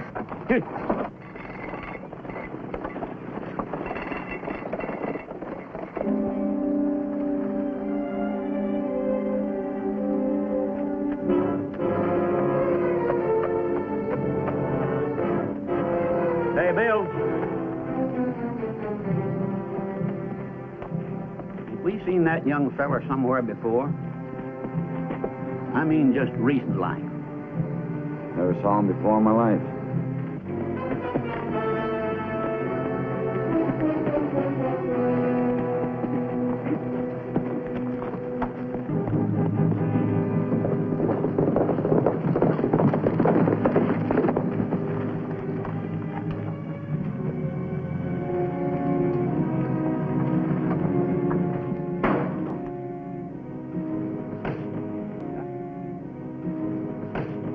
Have a drink, boys.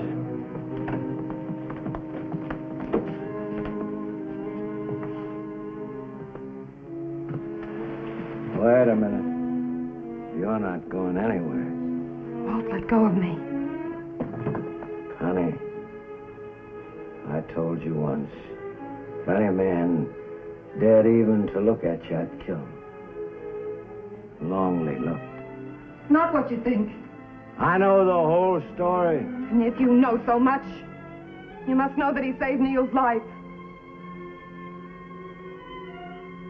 Don't you know that Neil is trying his best to be just like you? Then why isn't he just like me?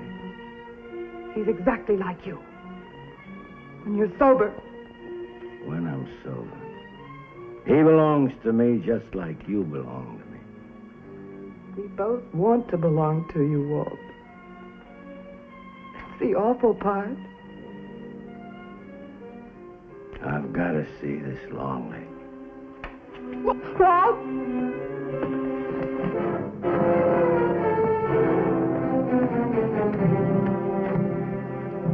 My father's in town with a gun. He's gunning for you. You better get out of here. Well, sooner or later, there's got to be a showdown. I'm going with you. Look, I got you out of trouble for the last time. Now stay out.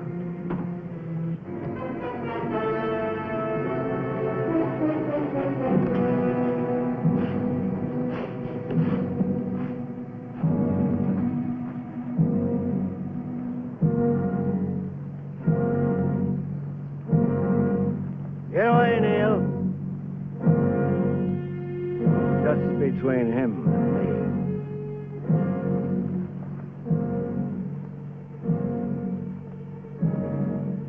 I said get away, son. I don't want to have to drill you just to get to that saddle tramp.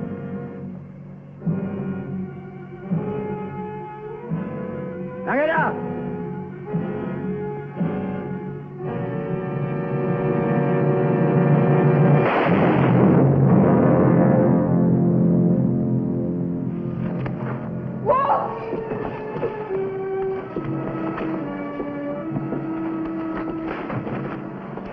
Somebody get a doctor. Better get him inside.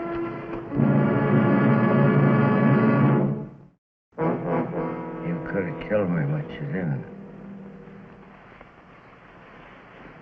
I didn't have to.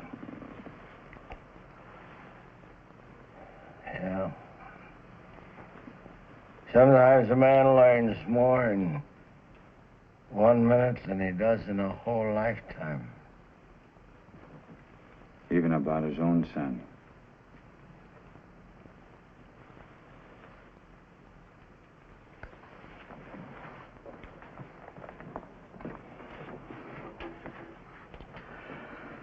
Guess I never will get that first notch on my gun. Fella can get a notch on his gun for not pulling the trigger.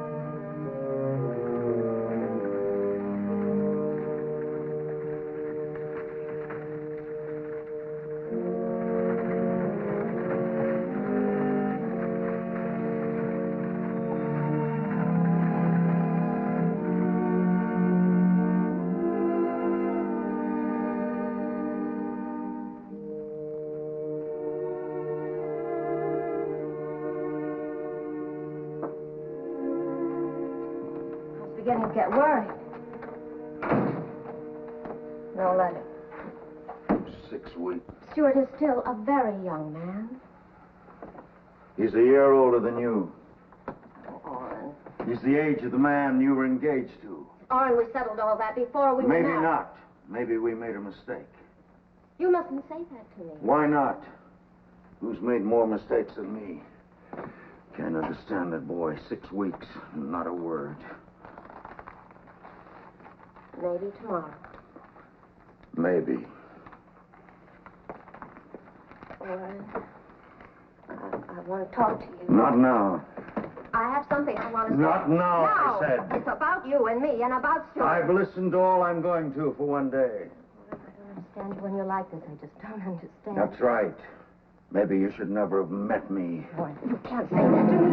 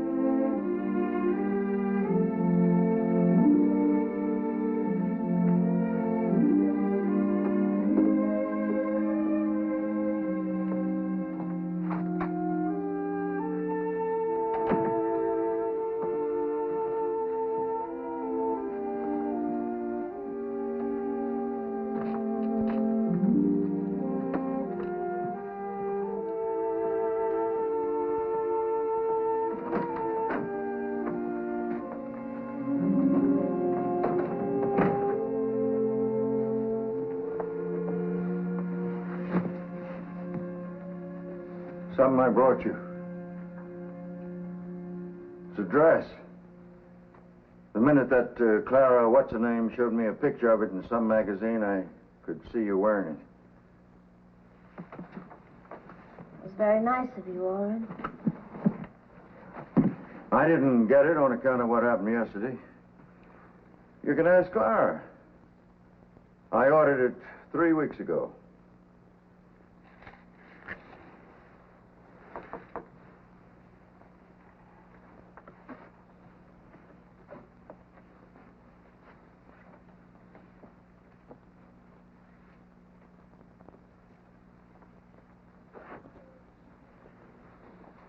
What's the matter?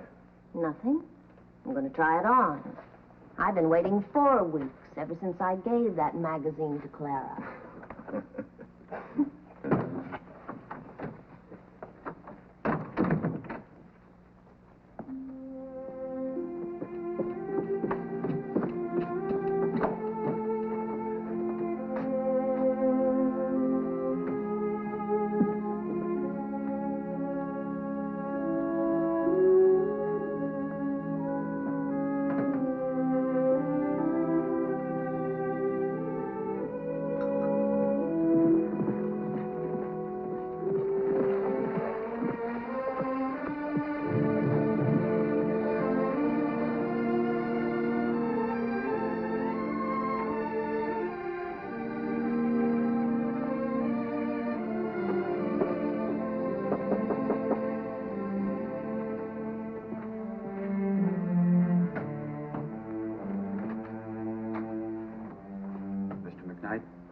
Yes?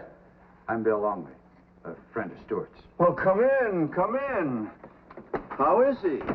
Why hasn't he written me? I'm afraid I have some bad news for you. I guess I could have shipped these to you, but he was a friend of mine, and it didn't seem right. These are Stu's things. Well, what? Shot. Shot? They were taking a trail herd north.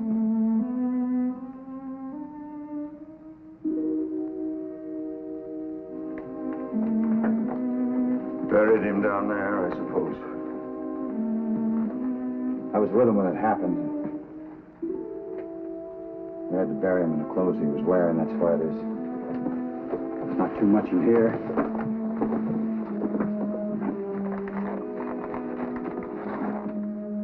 Belt and a gun.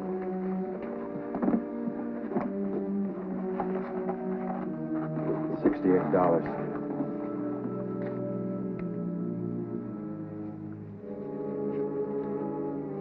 All I had here for him.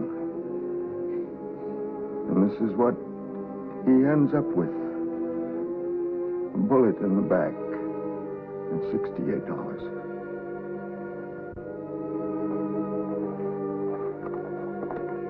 Picture of you and his mother.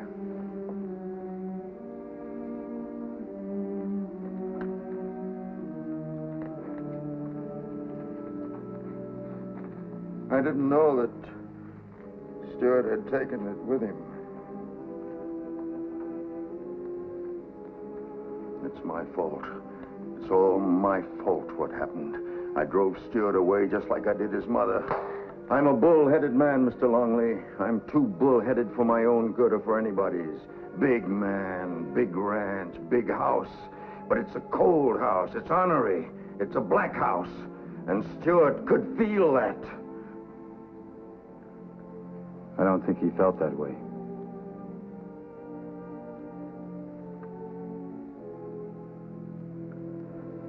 Well, guess I'd better be going. Look, Laura. Absolutely beautiful. Bill Longley, my wife, Ruth.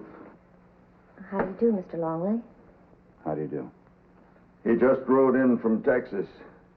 He brought us Stewart's things. The boy was killed.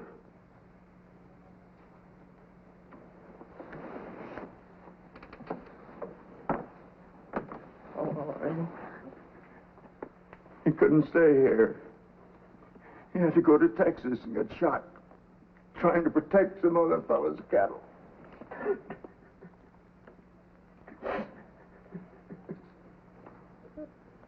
When did it happen?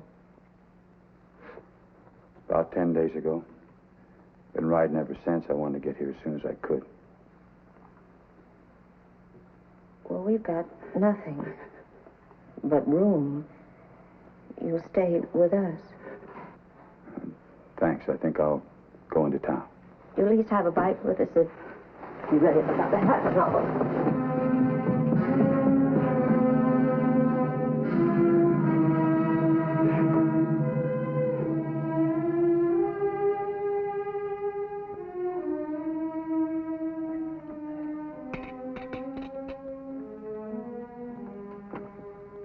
Still can't believe it. Dead for $68 and a pair of lousy spurs. I drove Stuart away from here. I never had a chance to talk to him. What did he say about me? Anything? Well, he never talked very much. No, he never did. He kept things bottled up, just like his mother did. Oh, at last. At last it's out. Stuart's mother. Let's talk about Stuart's mother. There's a stranger here. Stranger? Who's a stranger? He knows more about your son and your first wife than I do. I'm a stranger. She's dead, and so is her son. So let's let it lay. She's dead. Is she? Is she? She's still in this house? Still up there on that cliff? She's with us every day? In all these rooms? And the big, strong walls? Walls like a prison. That's enough.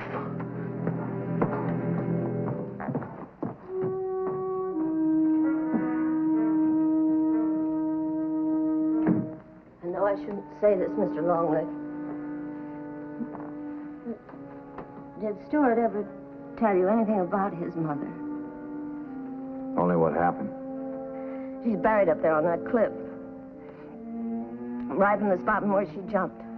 And Orrin whips himself every day and every night. And now that Stuart's dead.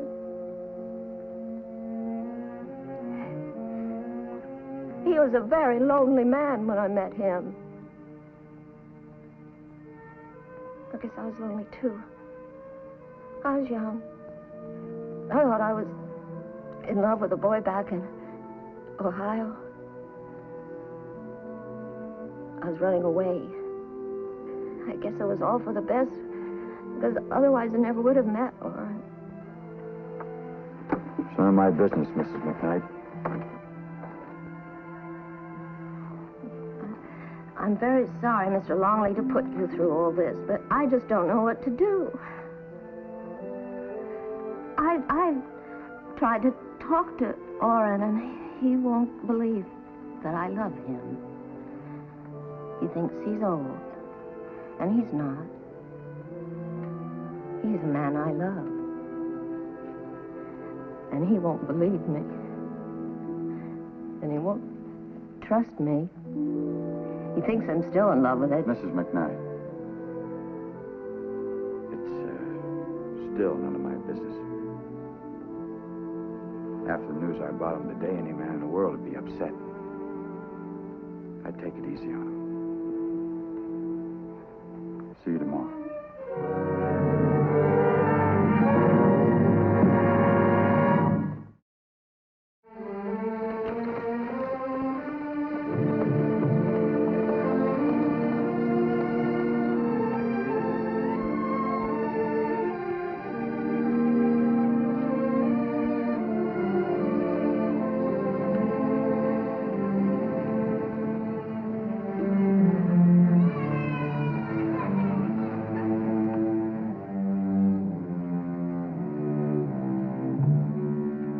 Sir, will you be wanting a room? Yes, I would.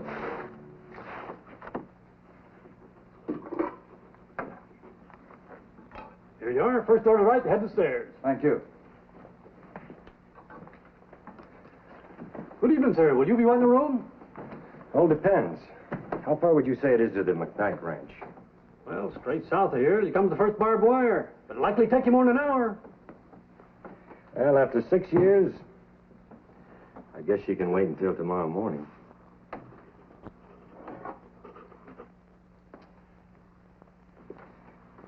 Upstairs, third door to your right. Mr. Enright? Can I talk with you? Yeah. I couldn't help overhearing what you said to the clerk. So? I know Ruth McKnight. You too, huh? She's very happily married. I'm not. I just brought them some bad news. They've got more trouble than they can take care of. Why don't you clear out? Maybe she isn't so happily married. Maybe she'll be real glad to see me. I think I made myself clear.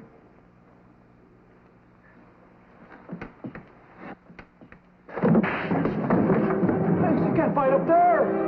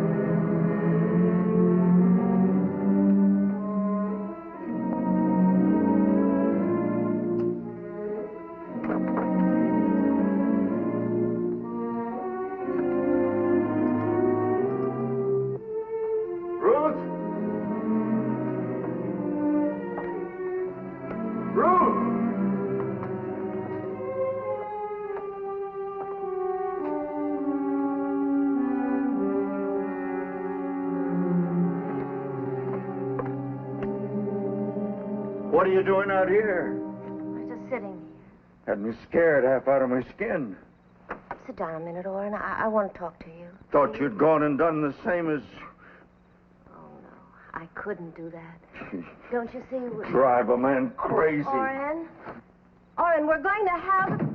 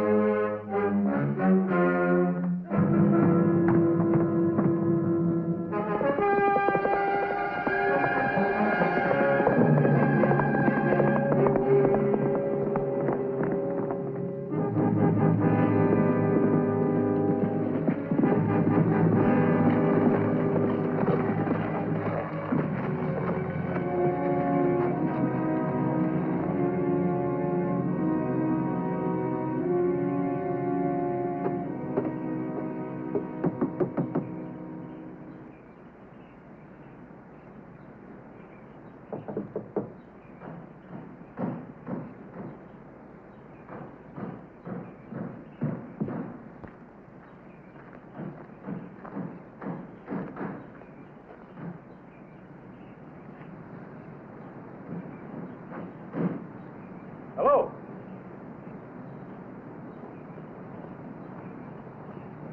You looking for someone? Yeah. Ruth McKnight. Why? Because I want to see her. I'm an old friend from Ohio. Just tell her it's Larry Enright. Get on that horse, Mr. Enright, and start making tracks fast. Just who do you think you are telling me what to do? Get off my place. Your place? You mean Ruth married an old man like you? I got no gun. Move.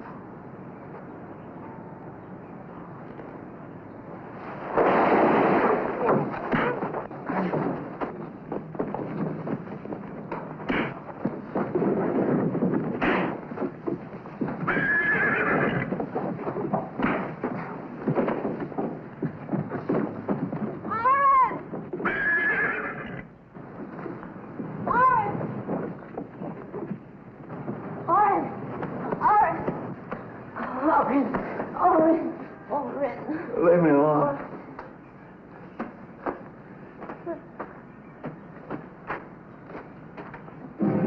Hello, Ruth. Oh, it's you. That's right, Ruth. Oh, go away. Go away. Go away. Well, that's no way to treat a man who's come 1,000 miles to see you. No, I don't want to see you. I love him. I'm married. In love with a broken-down old man like that? Go away. Go away. Get out. Get out. Get out.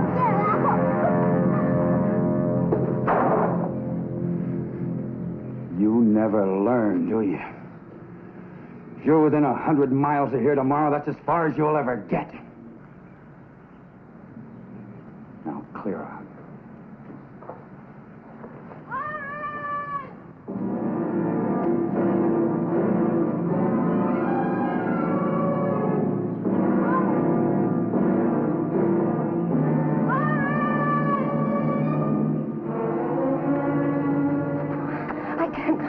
Or in anywhere. I could...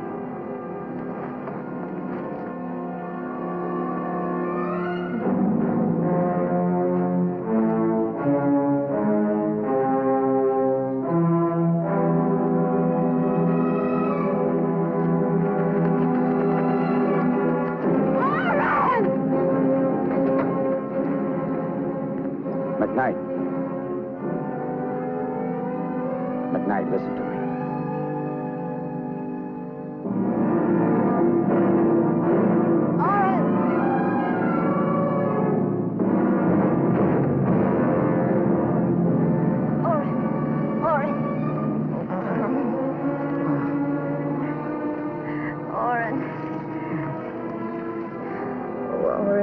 You've got to believe me. Oren, I love you. You've got to believe me.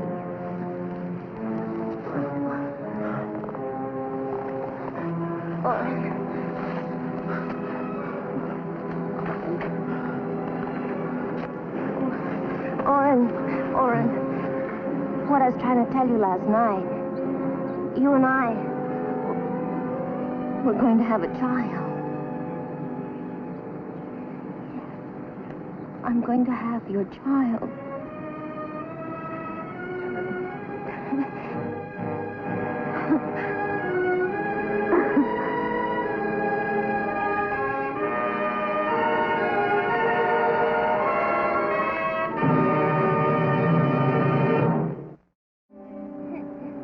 Well, Bill, we appreciate you riding all this distance just to see how the McKnight family was doing.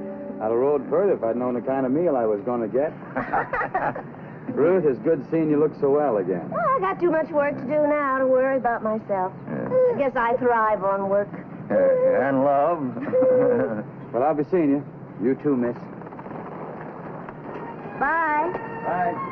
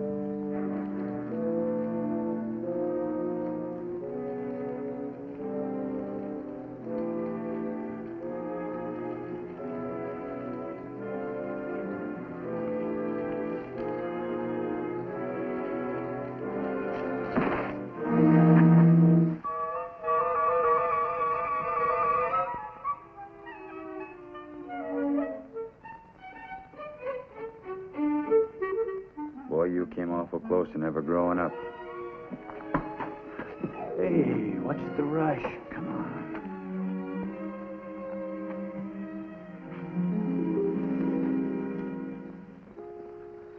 Well, you just stop your teeth from chattering, maybe we can get a little conversation started. I bet you ran away from home. I ran away from home when I was just about your age. You know something? I haven't stopped running yet. You afraid of something that you don't want to tell me about?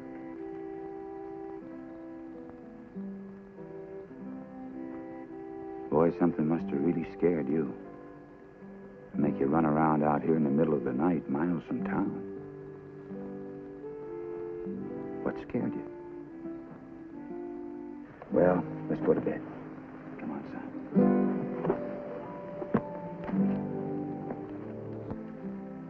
How about a little prayer? Might make you feel better. You don't have to say it out loud. That man up there can hear you thinking, too.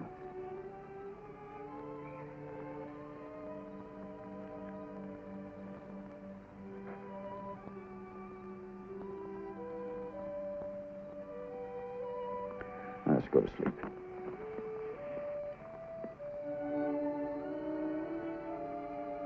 Poor little fella. Could be you can't talk.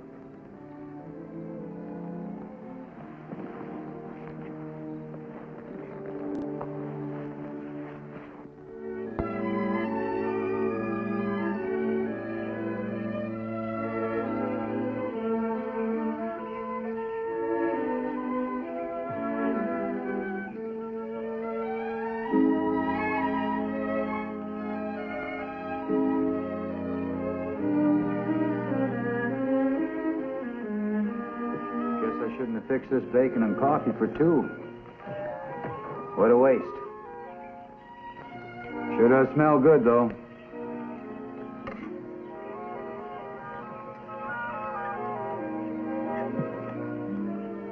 Oh, good morning. You want to wash up?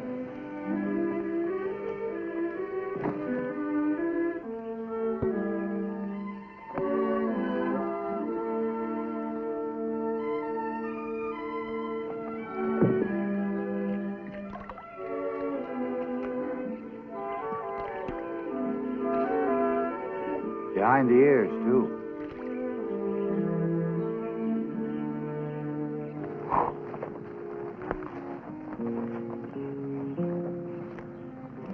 I'm riding into town. If you want to come along with me, you're welcome. You, want me to see your folks for you? They must be worried to death about you. Well, so long.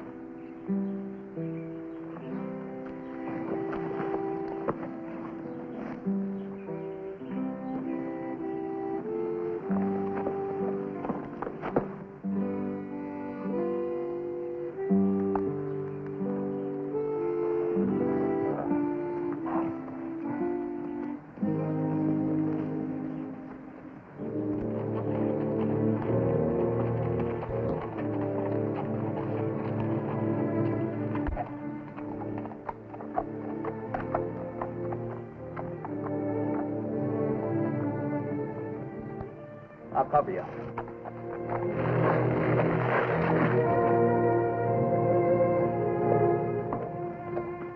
I don't know who you are, mister, but you sure done me a good turn. I've been looking for that boy ever since yesterday morning. He runs away regular. And he tells some mighty tall tales. He hasn't said a word yet. He can't. He does that sometimes, too. He gets sulky. He's scared. Scared to death. You his father? No, I just work for this old man. What's his name? Swenson. Walt Swenson. Where's he live? Why do you want to know? I'm going to deliver this boy to him myself. Forget it. There ain't no reward for him. He's just a little runt, and he's a troublemaker. Now, come on, boy. Leave him alone. Wait a minute, mister. Just what's your interest in this boy?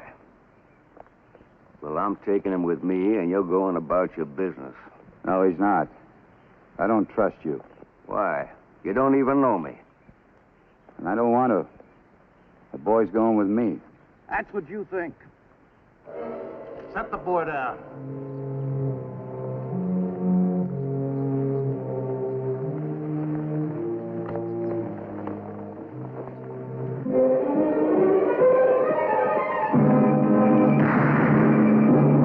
Now drop that gun and get out of here.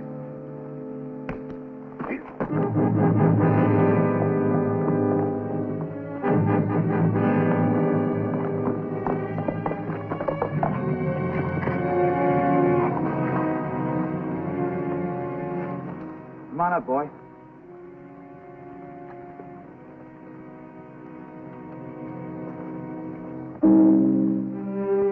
Must be a mighty important little boy. Everybody's trying to get their hands on him. Sure wish you could talk, son. Make things a lot easier to figure out.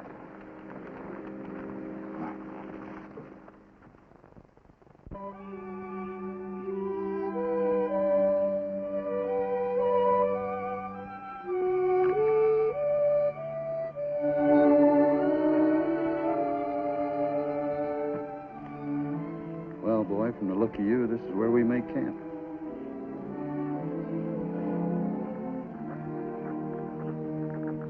Hold up there. I want to talk to you.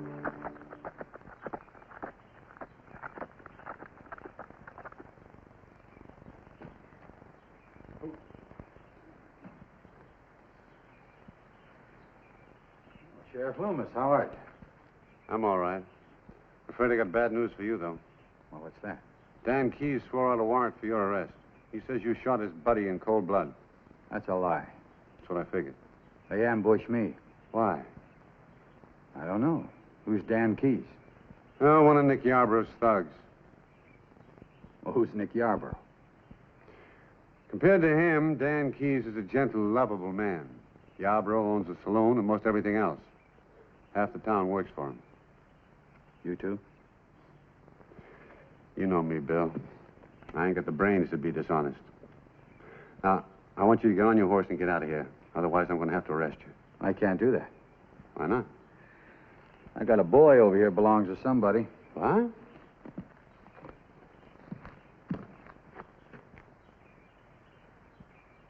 What are you doing with Peter Swenson? So that's his name. Didn't he tell you? Hasn't said a word yet. He can't. Well, that's funny. I've heard that kid talk plenty. His father's a miner. Comes to town about every 30 days or so and sometimes brings the kid with him. What about his mother? She passed away when Peter was born. Where's the mine located? As a matter of fact, I don't know. I don't think anybody does. Swenson's pretty cagey about it. Didn't even record the claim. Scared stiff of Yarborough's boys. Can't say I blame him. Mine must have been a small bonanza. When was the last time you saw Swenson? Oh, night before last. Threw a big party for one of the girls in the saloon. Gave her a necklace of gold nuggets.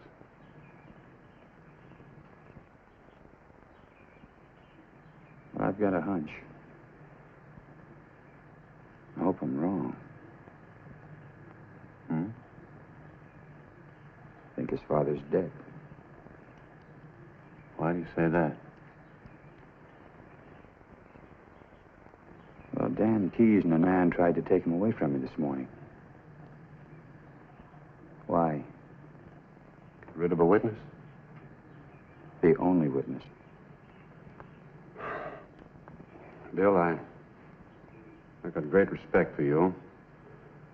You've got something I need now. Fast gun, fast brains, and I need your help. Hate to see you go. I'm not going anywhere. Don't be a fool. Well, I'm not going to ride out till I know that boy's all right. Do me a favor, will you? Stay with him while I pay the town a visit. Can't stay here all night. No, just till dark. You think you can get the boy in your office without being seen? I guess I can. Fine.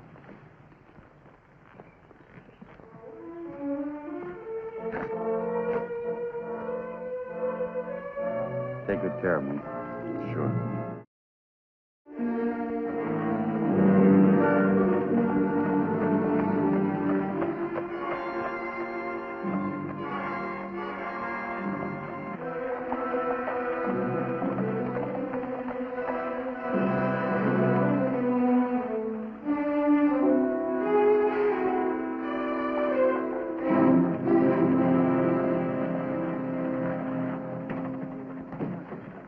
Job over here?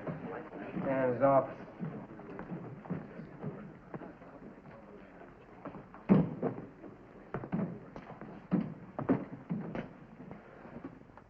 Tell the boys not to get nervous with their guns. I don't want anything happening to them until we find out where he hid the kid.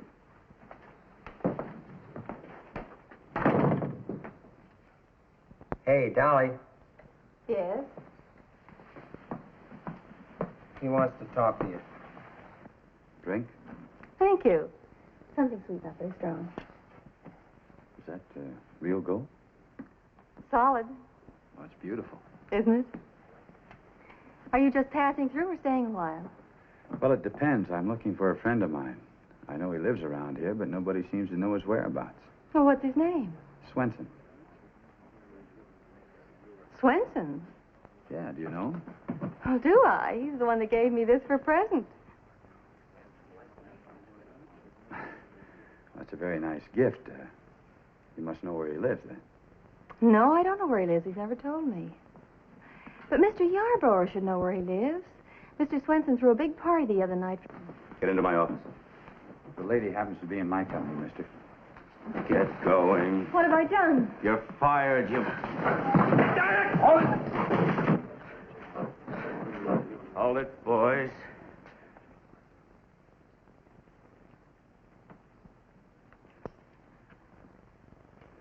Two more of what the gentleman's drinking. See if the sheriff's back yet.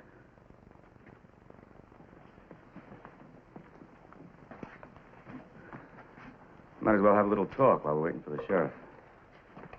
Sit down.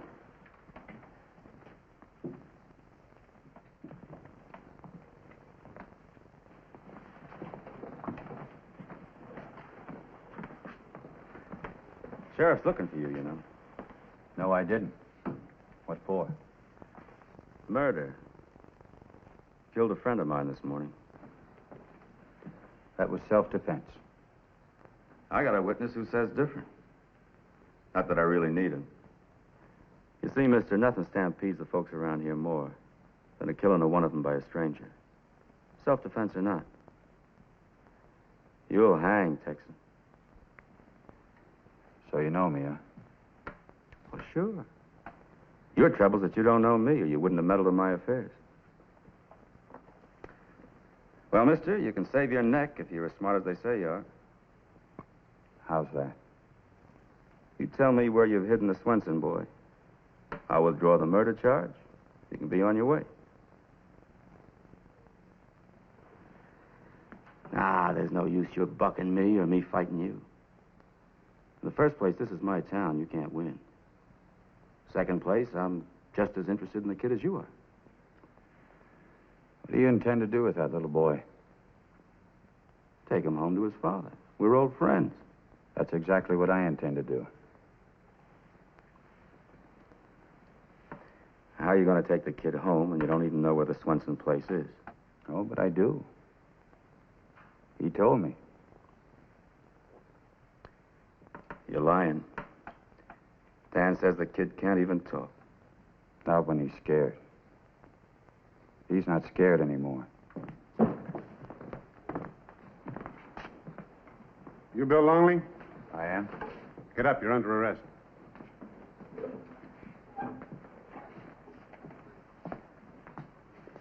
Better lock him up good and tight. Get him to tell you where the kid is. You run your business, and I'll run mine. Get going.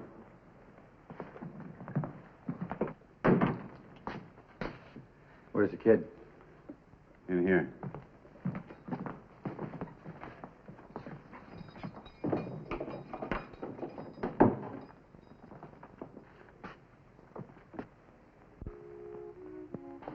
Nice town, huh? Killers outside free, innocent kid in jail. I'm not making any speeches, but it's the way things are. Sometimes it makes a man bitter and disgusted.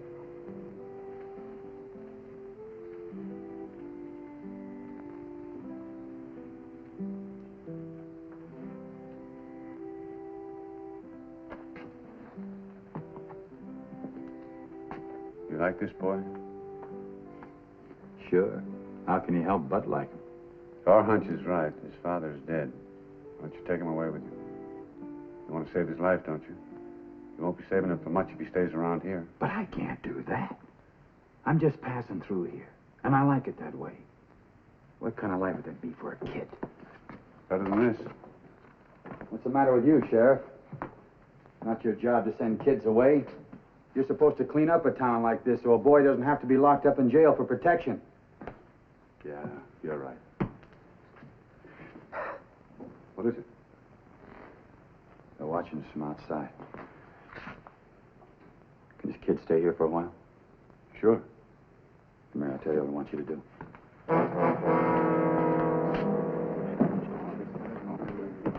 Diablo, look, I need your help. The Texan has escaped. You're no sheriff anymore. Easy come, easy go. In case you're interested, I think I know where he's heading. You do where? He and the kid are on their way to the Swenson mine. Get my horse ready.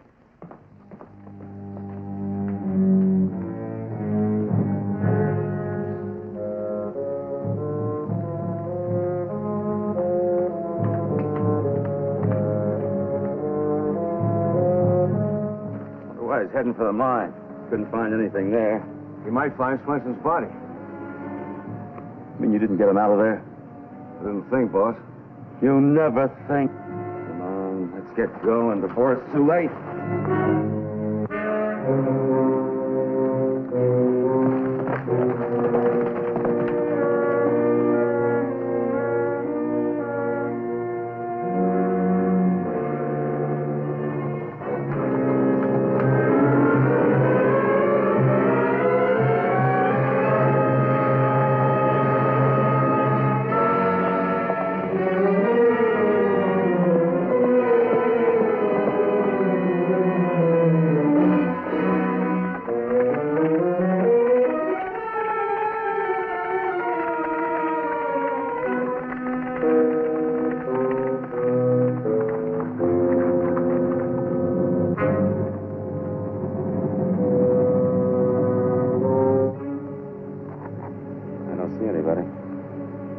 Maybe he's got in the tunnel.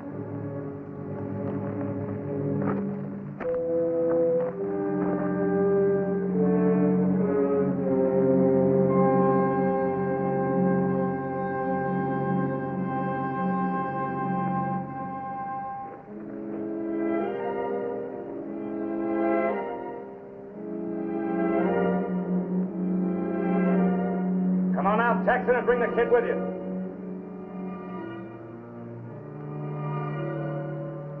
Come on out, Texan. I'm counting to 3, Texan. If you're not out by the time I hit 3, we're coming in after you.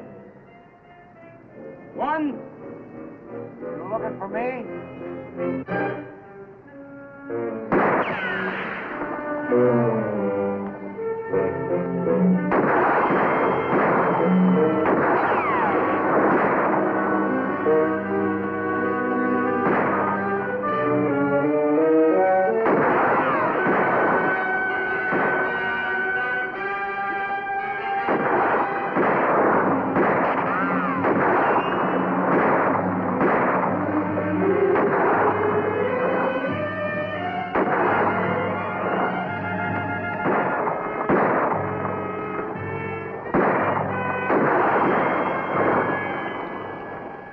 You're through, Yarborough. You're trapped just like Swenson was trapped when you killed him. Drop those guns.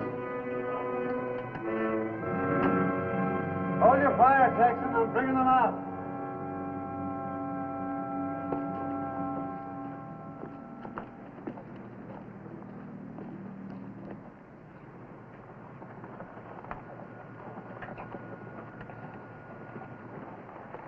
Pin my star back on.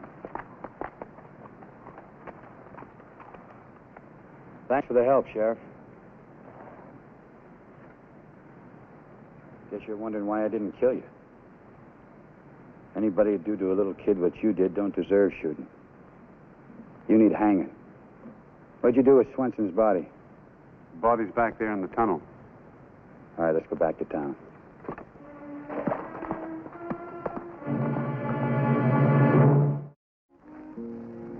Well, Sheriff, I guess I'll be moving on. Did you forgetting something? I don't think so. Here's the problem. Well, Peter, I understand you're going to go live with Dr. Wilson and his wife. How about Miss Bailey, the school teacher? I know. Mrs. Fields at the general store. I know she loves you. Well, isn't there anybody you'd like to live with? You.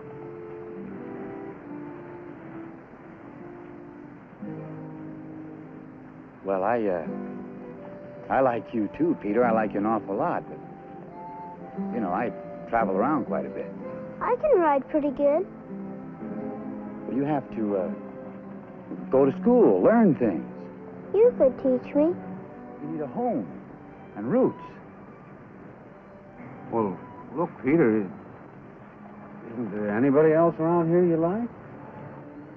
Well, I like you. Hey, Sheriff Loomis would make a nice home for you, too, and then when I came to town, I could stop in and see you. Promise? I promise.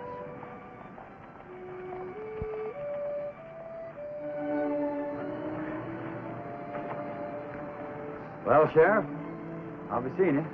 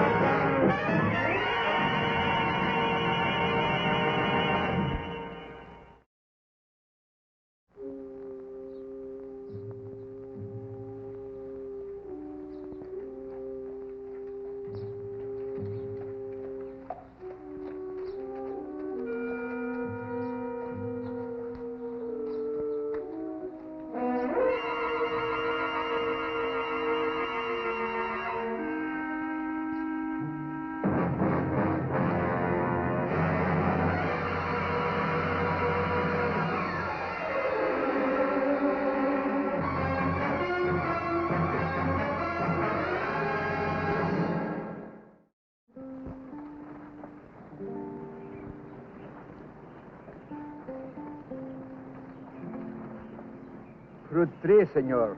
I have waited a long time for them. They are peach trees from the mission in San Francisco.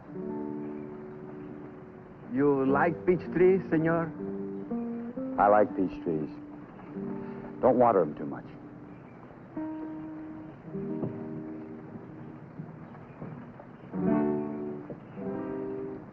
Ramirez.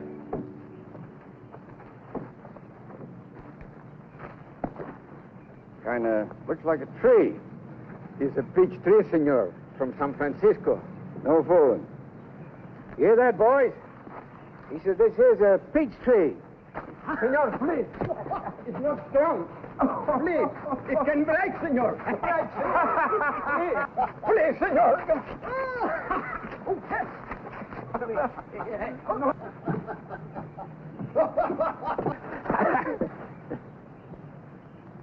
Nobody asked you to sit in this game? I happen to be partial to peach trees. You put them trees in the ground, there won't be no game.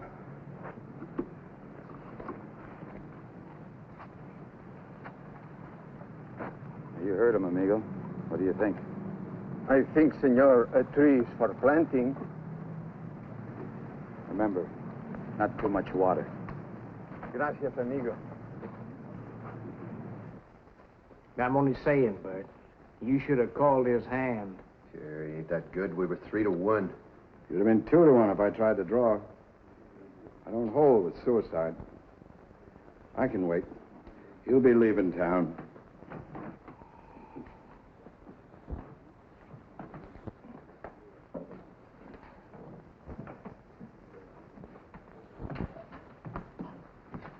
What'll it be? Any brandy? Some. Peach?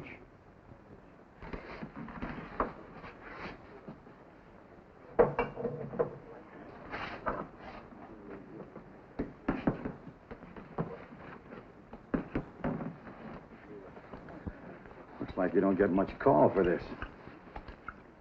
Maybe folks in this town ain't got your taste for peaches.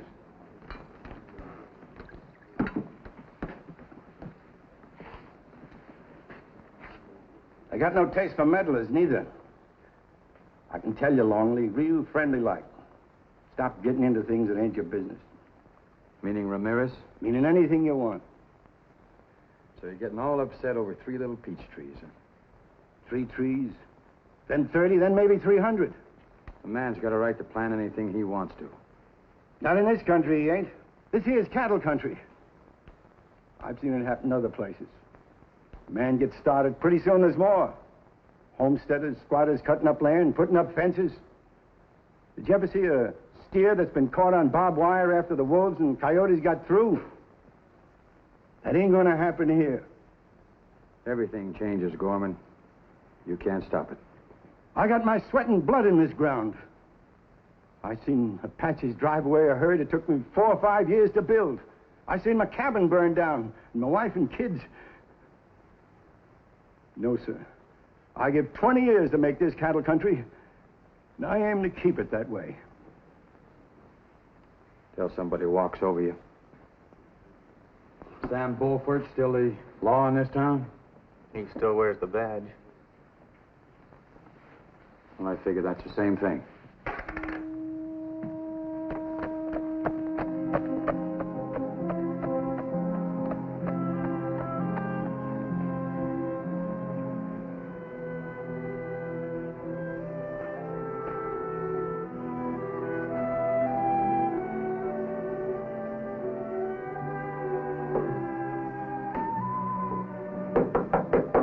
Hello, anybody home?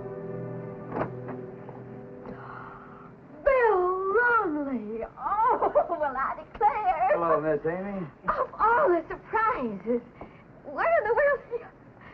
Oh, my goodness, just look at me. You're still the prettiest girl in the territory. Oh, come on, Bill. I wasn't glad to see you before. After that.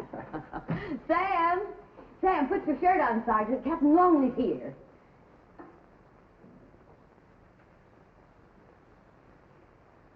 Don't look fit for decent folks, does it? Sam's had 2 years to fix it up. He says he'd just be fixing it up for somebody else. Still running, huh? This is the longest we've ever stayed anywhere. A man makes one mistake in his life. He wasn't the only one, Amy. It happened a lot during the war, on both sides. The boys got wet, cold, and hungry. Some of them just threw their guns down and went home. Sam stayed. Well, he opened a bottle, and that's it. You ought to forget about it. You haven't? How are you, Bill? Been a long time. 2 years, Sam. Guess I'm lucky to still find you here. Well, this is a peaceable town. No trouble here. This thing's just something to wear. You know a fellow by the name of Ramirez? He's got trouble, Sam. Bert Gorman talking up again? Could be more than that, unless you stop it.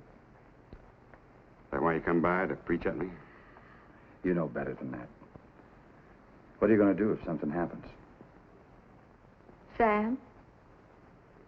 Oh, Bert's just beating the wind. He ain't going to do nothing. You want to take that chance? Has Ramirez got anybody else? No, he lives alone. Where? Up north of here, 5 or 6 miles. Thanks.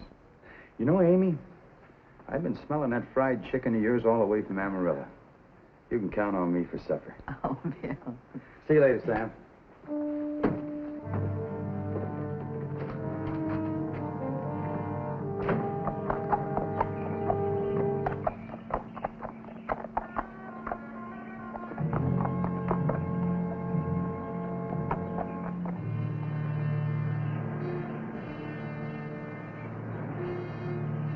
I will remember. Not too much water. Just enough, and regular. That's the secret. You know this tree, senor? I was raised on peaches. El duraznero. It is a wonderful tree. In the spring, it makes flowers, and this is good for the eyes. And in the summer, it makes fruit, and this is good for the stomach. In the winter, when it's stripped and bare? It tells us we must die so we can live again. It is a saying, senor. You know what I mean. Yeah, I know what you mean. It's dry. I bring the water now.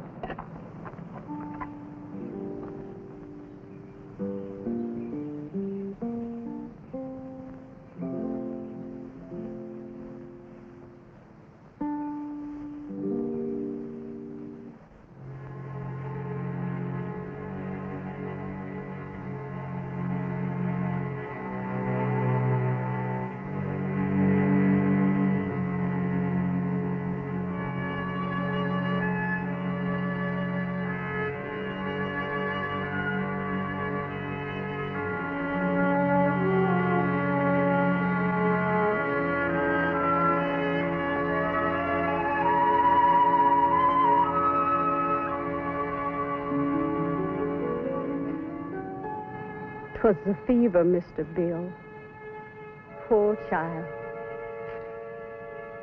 Worrying, not hardly sleeping nor eating. She just didn't have enough strength to fight. The fire come about 4 months after. Never did know how it got going. Maybe he just didn't want her to see it. Poor child.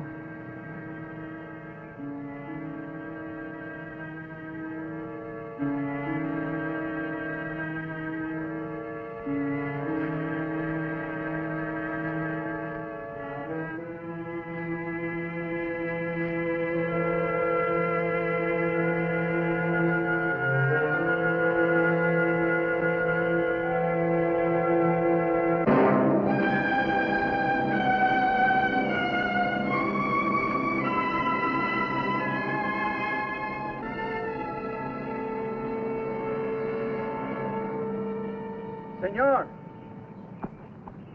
you do not eat with me? I'm afraid I've already promised myself for supper.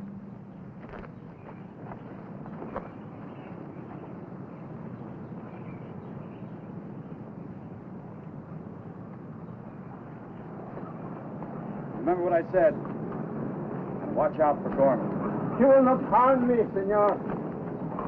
Vaya con Dios.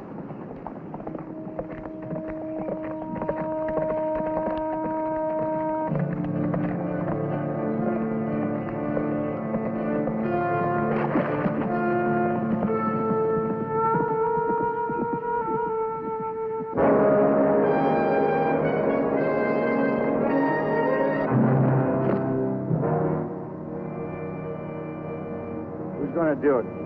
I'll do it, Bert. Just so it's clean and fast.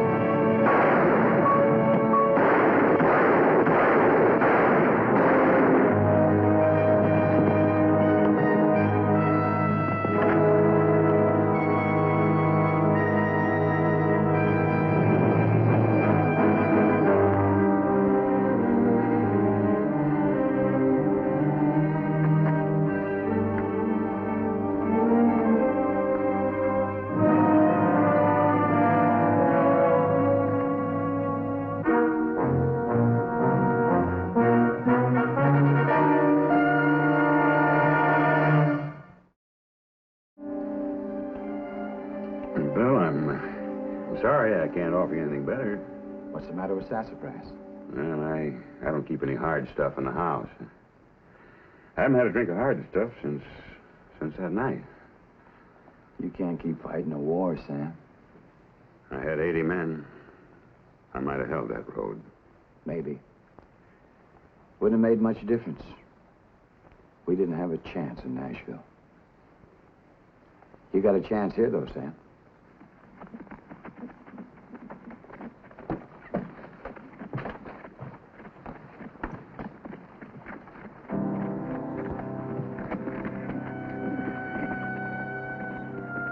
You never said they rode out of town. Well, now, they've got a right to... North? Now, there are plenty of places north of here that...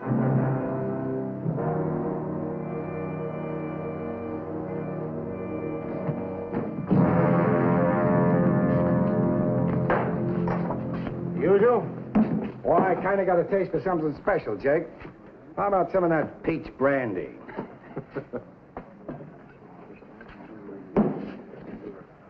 Well, I reckon this ought about finish it off.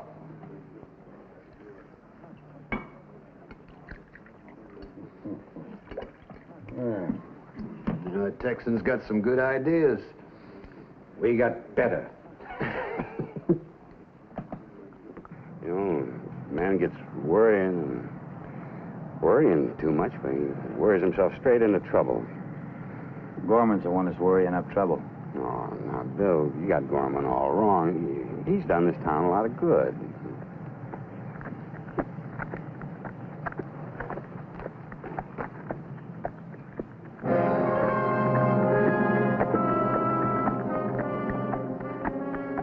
Ramirez!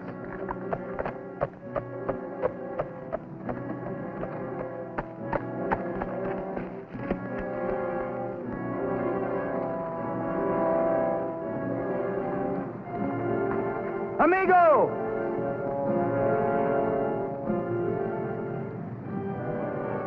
Get your gun. Get it!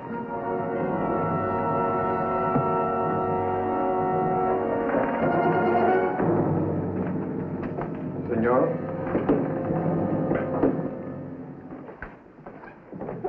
I give you back your axe. My axe? You have lost this on my place, senor. I don't know nothing about no axe. You use a hand axe somewheres? You? Mm-hmm. Looks like you made a mistake. No, senor. This one carries my mud on his boots.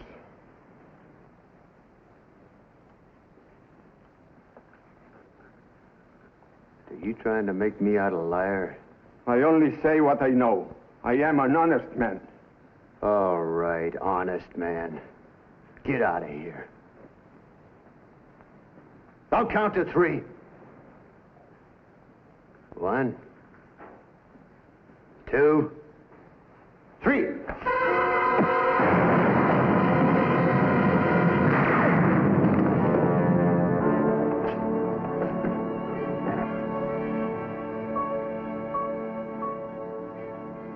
I have killed him, senor. Murder, Sam. I got a job to do.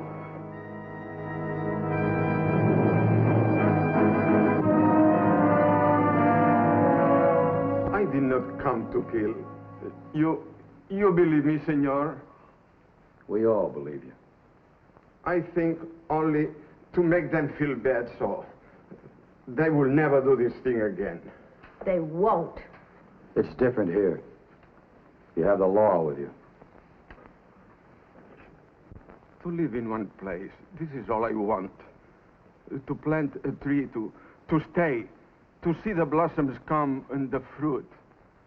This one thing, this is all I want. And you'll have it. Hadn't you better lie down for a while now? You're tired. She's right, amigo.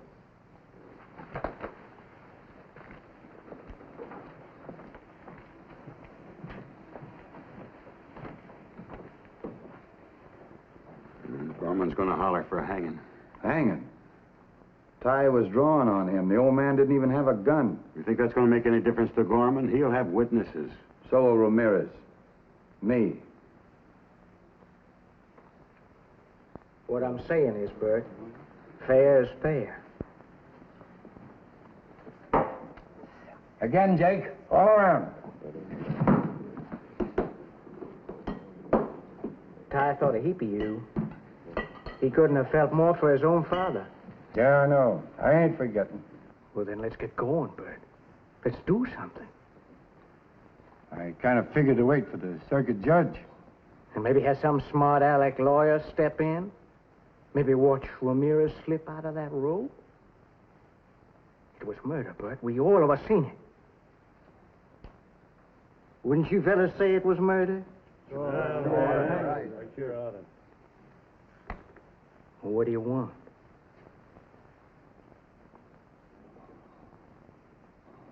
All right, just tell me what you want. Tell me what you expect me to do. Get Ramirez out of here, up to Santa Fe. He'd be dead before he got out of town. Why? You'd be with him. You're the law. The law. Do you want me to say it? All right, I'll say it. I am not the law in this town. Bert Gorman's the law. He put this badge on me, and he can take it off at any time. And what if he does? I'll just move along, find some other place. I don't want any trouble. Sam, there's no place in this whole world you can go you won't find some kind of trouble. All right, so you got drunk outside of Nashville. You had 3 years of fighting. You were tired, cold, hungry, and you opened a bottle. Well, you want to know something? I opened a bottle that night. That's right. I opened a bottle, too. There's only one difference between you and me, Sergeant. You were caught. All right. All right, tell me what you want me to do. Stop running, Sam. Sheriff can hold court when there ain't no judge. And Sam ain't gonna say no to you. Sam wouldn't do that. What? There's something right. You don't gain nothing by waiting. And this is open and shut. Right. Yeah, let's get it over with. Now, look, we got a court. We got enough for a jury. I say let's get it over with. Fast now. What do you say? Jake. Another one? No. We've had enough. Bill, I haven't even got a jail. Gorman owns the town, and there isn't one man I can deputize. You can deputize me, Sam. Sam, I'm tired. I'm tired of running. If you run this time, you'll go alone.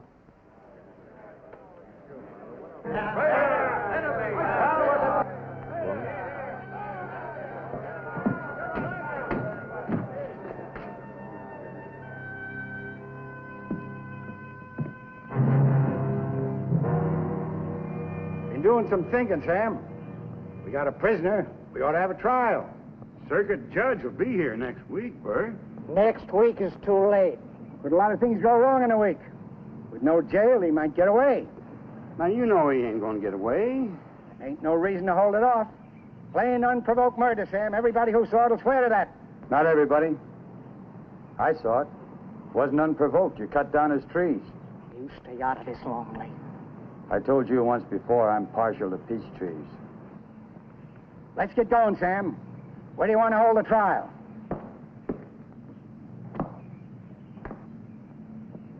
Senor, this is a good place to live. It is not right that both of us should go. You want me, senor? Ramirez, you stay right where you are. Trial's going to be held in Santa Fe. I told you they was going to try something. Don't go growing out of your boots, Sam.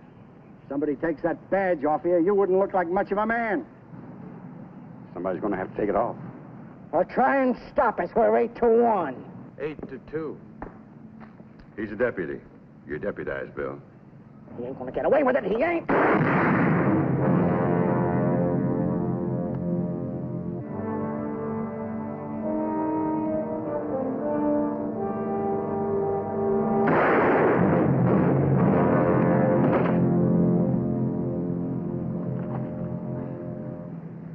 I don't think You sure it's bad? All right, now you listen to me good. Bert Gorman made me the law in this town. Bert's gone now, maybe, but the law is still here. A couple of you men take care of them. The rest of you take my advice and cool yourselves down. Go on down the street. Have yourselves a drink. Maybe when I get through here, I'll come down and have one with you.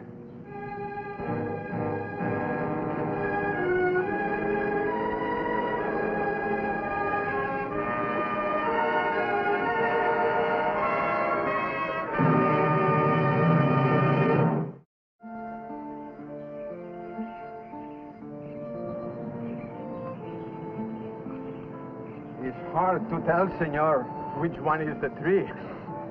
Well, if you sprout leaves next spring, I'll know I've made a mistake. You think they live, Bill? Well, they were dormant. They should have a good chance. I suppose we'll just have to wait until next spring. But I will lose a whole year. You can spare it. You just found a lot of years. Amigo, maybe in the meantime you can try planning this. This is still good? I don't know. I've carried it for a long time. How long? How long, senor? Oh, too long.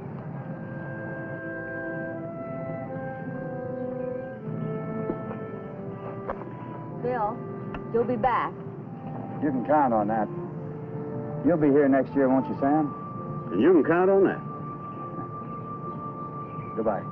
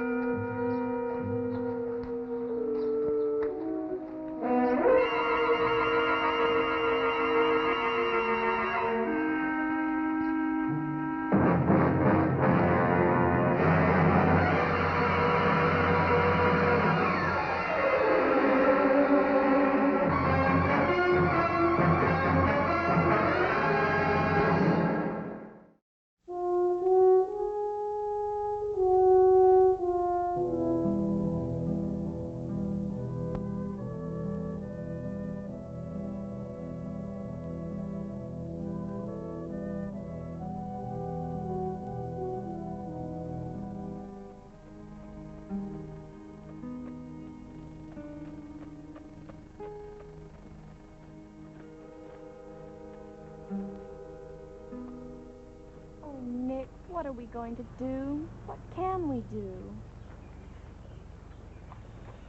I don't know, Jenny. We're gonna do something no matter what your father says. He gets more impossible every day. He won't listen. Look, you're old enough to know what's best for you. I'll talk to your father again. Won't do a bit of good. Yeah, I know, but I'll talk to him again anyway. I'm not gonna give up that easy. Jenny! Jenny, I'm all through telling you about this jailbird. Now you go on. Get out of here. Go on to my office. Go on. Get out of here. You listen to me. Now you listen to me. Jenny's old enough to know what's right for her. Aaron, I've warned you about pestering her. All right, so now I'm telling you straight out. I'm giving you till noon to get out of Mesa.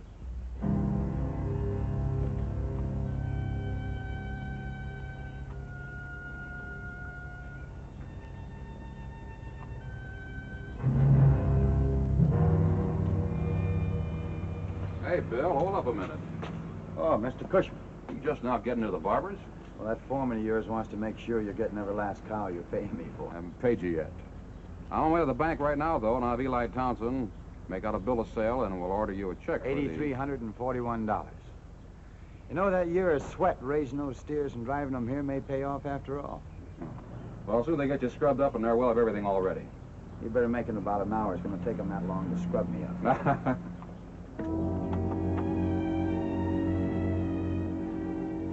Well, looks all right to me. Well, that's surprising, seeing as how Eli drew it up. He's one of the world's worst bankers. He'll lend money to anybody. And someday one of you ranchers is going to pay up, and I'll die of surprise. Well, don't just stand there, Ben. Get the man his money. Man can't make a dishonest dollar these days. Let's go over to the teller and get your check cashed for you, if you like. Mr. Townsend, it's a real pleasure talking to a banker who can still laugh. Shari, this is Bill Longley. Says he don't trust my check. He wants cash. If you'll just endorse it, Mr. Longley. Thank you. 1,000, 2,000, 3,000, 4,000. Might as well save your breath. I'm going to count it anyway.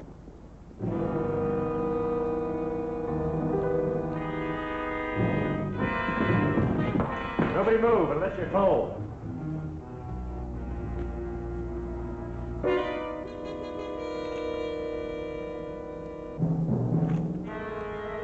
All right, now walk toward the vault.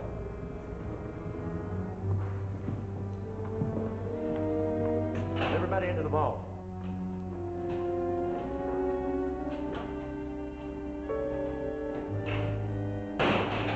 Don't do it, Dick. Never mind that. Come on. Hold on there!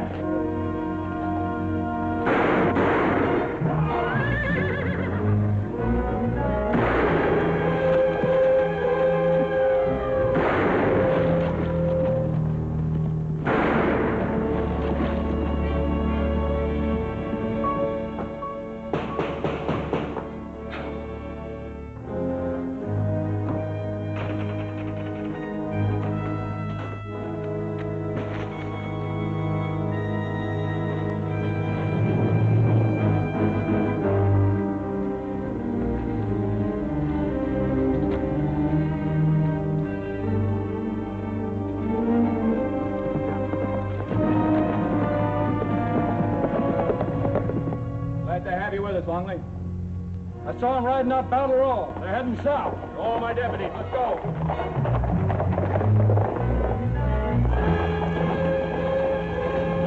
Mr. Townsend, who shot you? Look like Nick ain't hurt.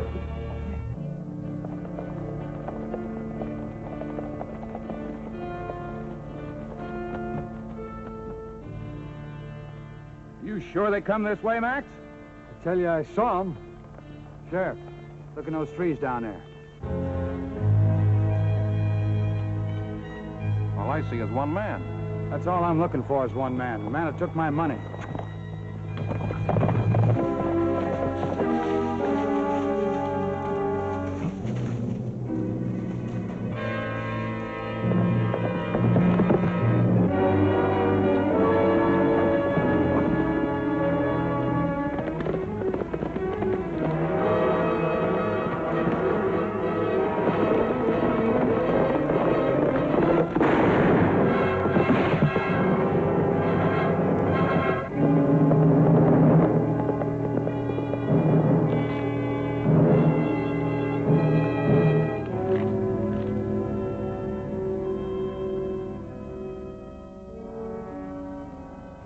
Well, he's done for. The money's not on him.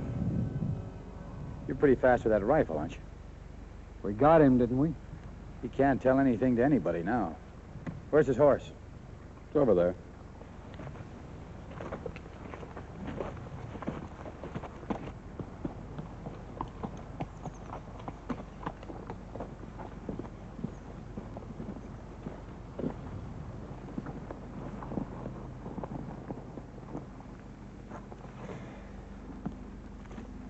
I think I'll backtrack to where we first spotted him.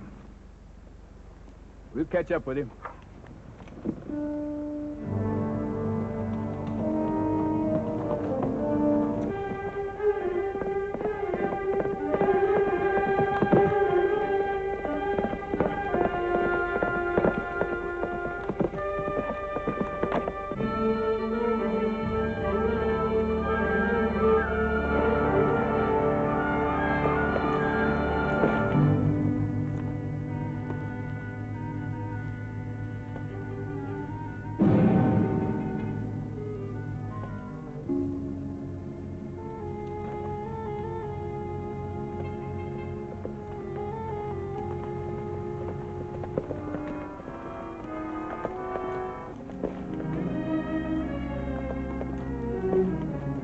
Turn up. Well, they split up here. The one we got went that way. The other one went over there. What's the matter? What's over there? Mexico, that's what. No more than 10 miles. Let's hit it.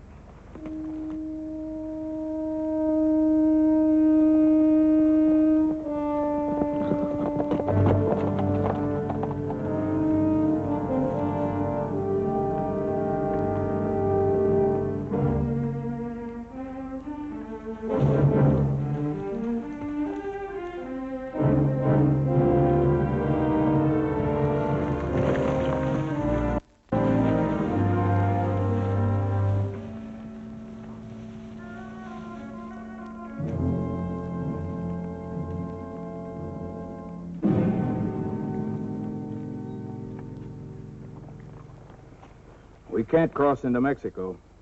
He did. Oh, come on, let's take a chance. Hold on, Ben. You heard Ike. We got no right to cross the border. Neither did my 8,000. Well, gentlemen, adios.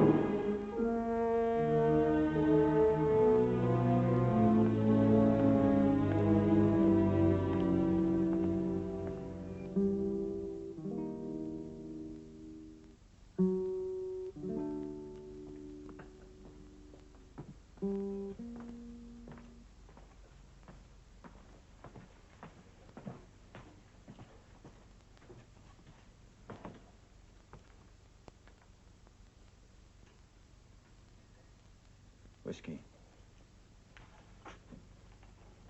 Like to buy that drink, mister? You're awful liberal with other people's money. What's that supposed to mean? It's a long, hot ride from Mesa. That didn't help my temper. Now, let's have that 8,300. What, are you kidding? You want me to shake it out of you? I didn't rob the Mesa Bank. Well, you know a lot about it. I tracked you here. Your horse needs a left front shoe. It's not my horse. Somebody swiped mine, so I just borrowed it. Yeah.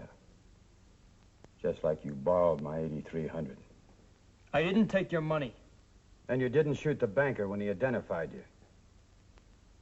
Identify? He couldn't. I wasn't even in the bank.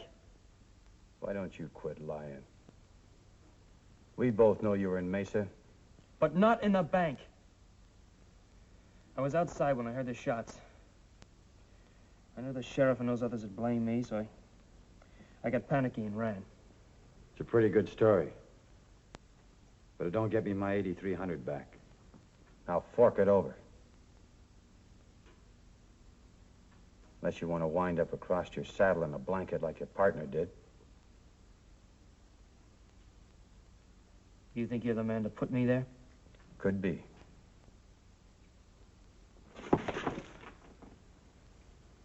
Put your hands up on the bar.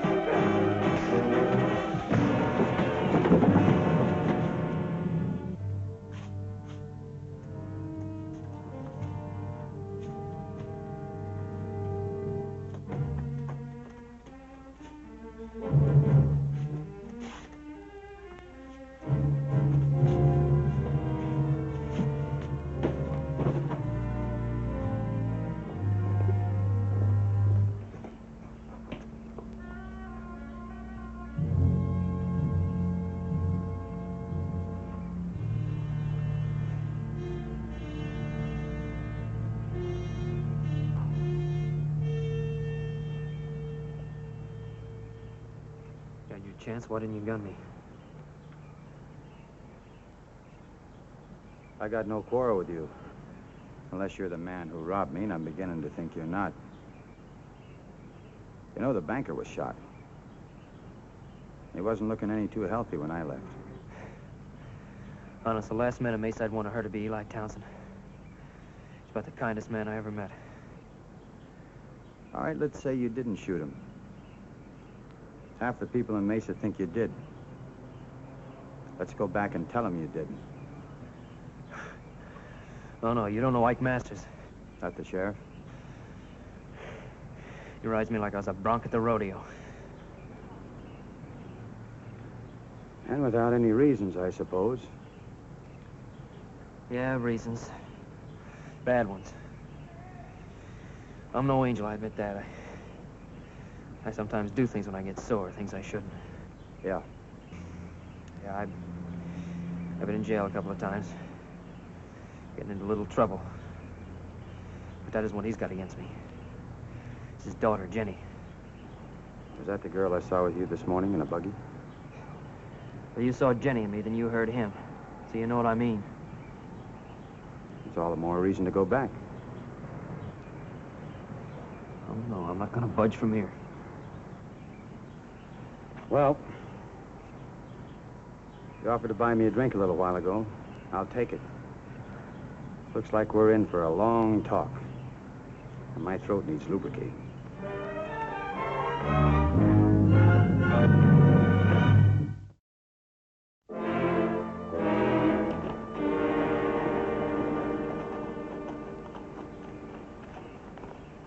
Better find out about Eli. He better be all right. Best friend I ever had. He's the best friend the whole town ever had.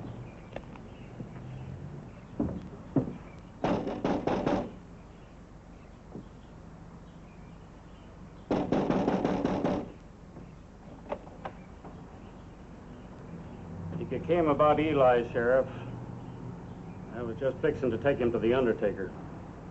I guess you did everything you could for him. Just like my own brother. I don't suppose you'd want to ride out and... Tell Dora? I'm kind of broke up. If it's all right with you. Maybe I can rustle up some moral support. Thanks. You didn't make it, huh? Doc asked me to break the news to Dora. Would you come with me, Ben? I'd rather not. I just don't curry to a job like that. How about you, Max? Well, Ike, you know how I felt about Eli, but... Well, I just couldn't face his wife right now. See you boys later.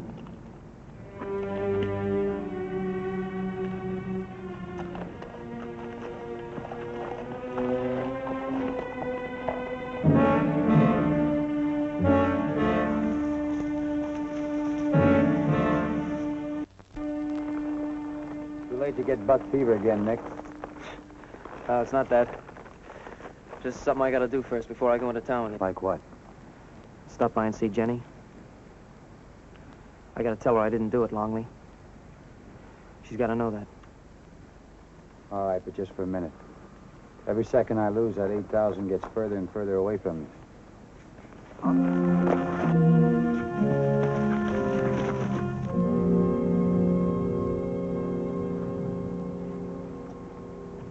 Nick, listen to me. Please don't go back.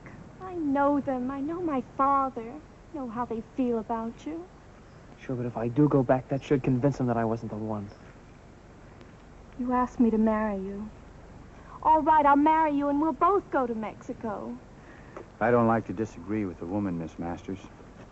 Especially a pretty one. If you run off and get married now, do you know what would happen? Yes. For once we'd be free of my father. We'd have our whole lives together. Nick and me.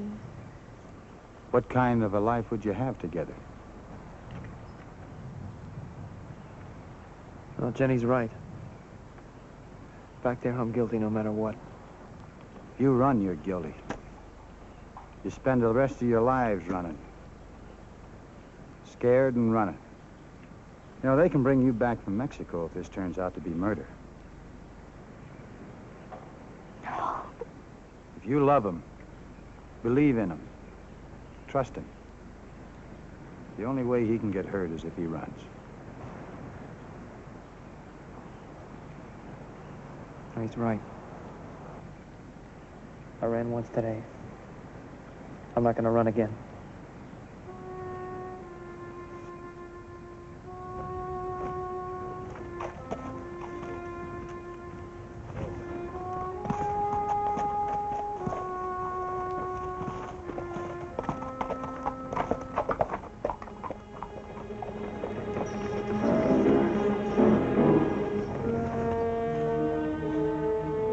I promise you, if I ever get my hands on Nick Ahern, I'm not turning him over to no sheriff. If you find him, Gus, I got miles of rope in there, and it's all free. What beats me, Ben, when you rode that far, why didn't you go down over the border after him? Stupid, I guess. I just didn't figure Eli Townsend was gonna die. Well, he did. And by glory, if anybody here will ride with me, I'm ready to go down and find him. I don't know, Gus. That Texan is sure looking madder than a waterlogged mule over that money they took away from him. Well, he didn't bring him back. I think Gus is right. We ought to get up a bunch of our own and go out and get Nick. Wait a minute, will you? It's like looking for a needle in a haystack. Besides, this ain't no vigilante committee. We go riding across the Mexican border, we're busting their laws too, ain't that right, Ben? Now, was it right to gun Eli down? Of course. Two wrongs never made no right. Well, aren't we a pretty big town to go staging a necktie party? Yeah, we're a pretty big town, and we're still growing. That's why we can't let him get away with anything like holding up a bank. We gotta teach him a lesson. Looks like you're gonna get a chance. Here he is.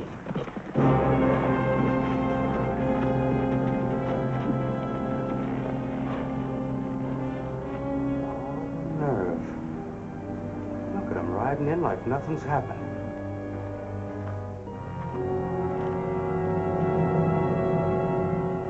I'm going to get a piece of rope, and there's cartridges for anyone that needs them.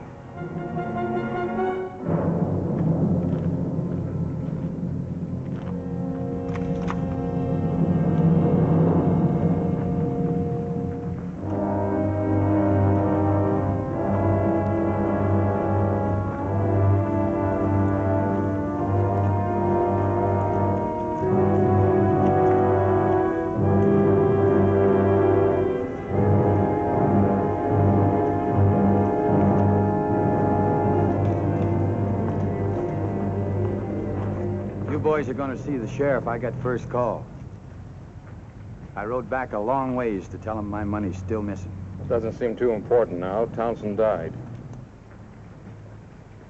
I'm sorry. From all I've heard, he was a well-liked man. Come on, Ben, stop the John and let's get on with it. I don't know you, mister. And from the way you talk, I don't think I want to. Well, let's stop beating around the bush. We came to get young Ahern. Well, coming and getting are two different things, Mr. Cushman. What are we waiting for? I got the rope. Then put it back. You're not going to use it. You figure you'll stop us? I'm sure going to try. Now, look, man, I know how you feel. But nobody was closer to the man you want than I was. And I'm telling you, it wasn't Nick. Yeah? Well, Townsend saw him. Even called his name. Come on, boys. This ain't no debating society. And it's no hanging society. Now, look, Bill, I like you, and I don't want to see you get hurt. So if you just... Then you keep him back, Mr. Cushman. I told you what had happened if you brought me back here. Shut up, Nick. Now, wait a minute, boys. Maybe Longley's right. Ah, shut up! He's getting away again! Hold it, Bowen!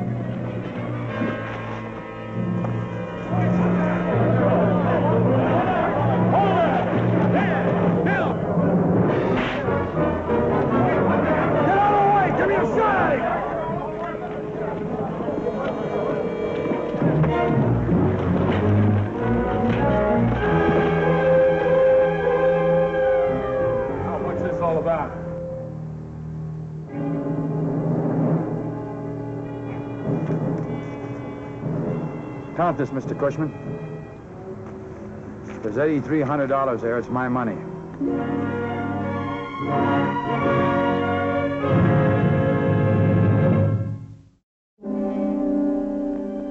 Well, I guess we all learned something here yesterday, and you too. Maybe now you won't insist on cash when a bank draft will do. If anyone steals that, Mr. Longley, it won't do them one bit of good. Thank you. Longley, I want to thank you for keeping us from doing something wrong here yesterday. Would you mind telling me how you caught on to Max Bowen? Well, first of all, Bowen was a little too anxious to shoot somebody. The banker was killed with a right-hand gun. Nick's left-handed.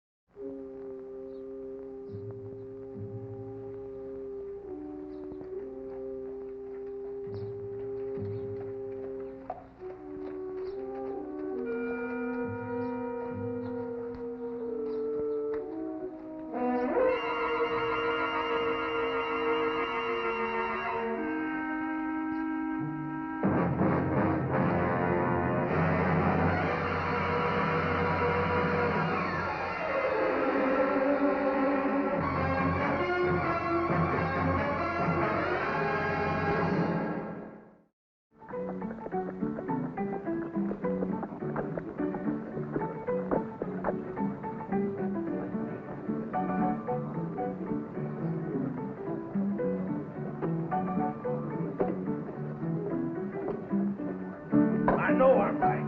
Now pay me the money. No, nothing. You're wrong. Don't you tell me that. Oh, come here, honey. Hey, honey, come here. You never quit trying, do you? Look, I got some good news for you.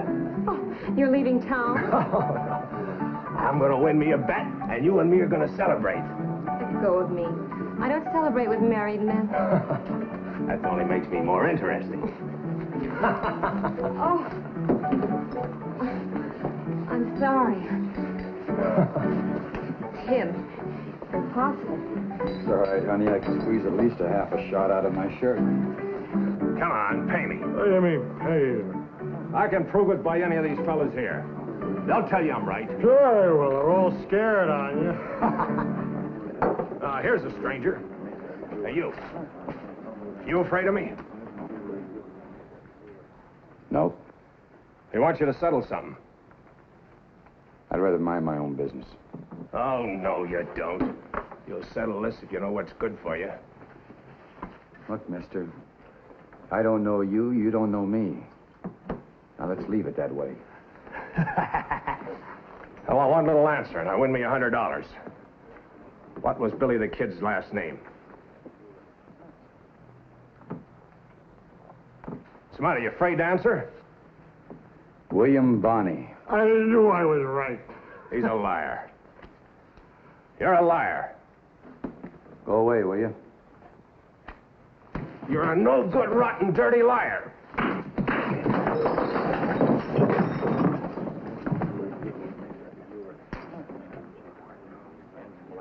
When he comes to, if he remembers what happened, you tell him to forget it.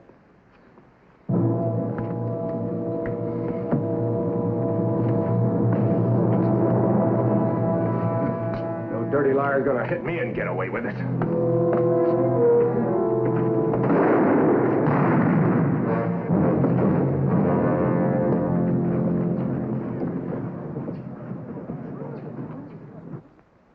After hearing the testimony, it's the opinion of this court that the late Cully Crawford was asking for trouble, as usual, and got what he deserved. It is also the opinion of this court that the killing was done in self-defense, and Mr. Longley is exonerated and commended by the court, and the court is adjourned. Thank you, Judge. I'll buy you a drink. No, I'll buy you one. After you hear the rest of it, you're going to need one.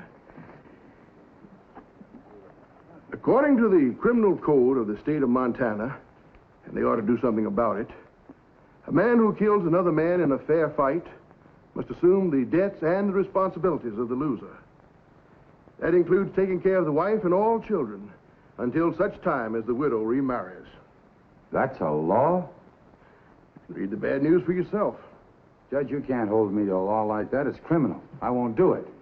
Mister, I'm the sheriff of this county, and I'm here to see that you live up to your obligations to the widow. I wouldn't take kindly to any man who walked out on my daughter. Your daughter? I think you're going to need that drink now. I should have stayed in Texas.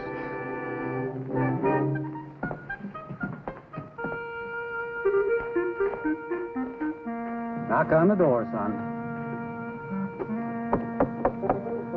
Can't we do this easy like? Maybe invite her to the funeral and break it to her there. It'll all be over in a minute, son. Dad, and Judge Whitaker, what are you doing out this way?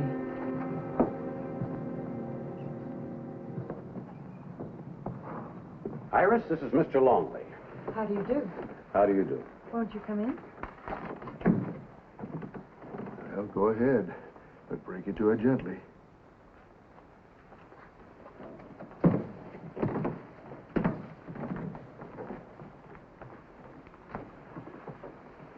Mrs. Crawford, you're the prettiest widow I've ever seen. What? Well, you see, I went into the Paradise Saloon. And, your husband was there. He was acting kind of obnoxious. I don't mean that disrespectfully. He, called me a liar and used a few other insulting embellishments, and, well, it was a fair fight. He, tried to shoot me in the back, but I got him first. It was all legal and above board. So he's gone. I know I should feel bad, but I can't.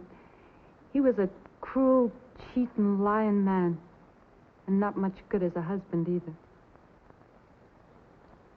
I always figured Dad'd be the one to get him. Only in the line of duty, of course.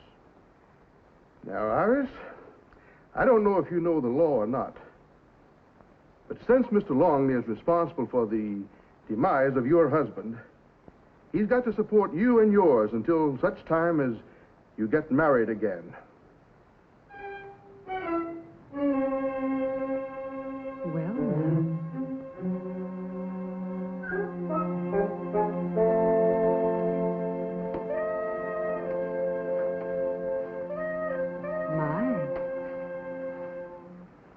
He'll do. Well, we'll be going. It's a long ride back to town. Good night, Iris. Oh, wait a minute. You're not going to leave me here alone. Well, you'll be all right, son. You can bed down in the barn. Just a second. I'll put a pot of coffee on the stove. We can talk a little and get to know each other. We heard talking. Who's he? Well, your father's gone away and... Did you throw him out again, Mom?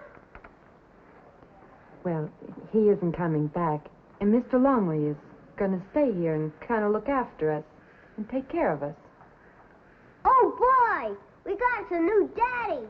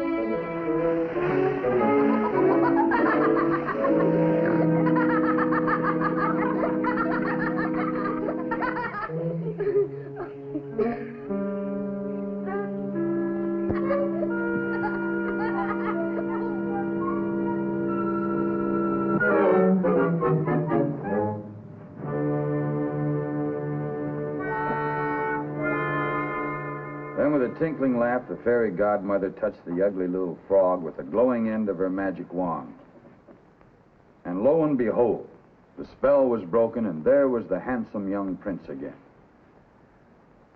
He took the princess into his arms, and they lived happily ever after. You boys sure are being good tonight. We got to. Mom said if we got out of bed and bothered you and her tonight, she'd whop us good. Well, good night, boys. Good night, Daddy. Daddy? Mom said we might as well get used to calling you that.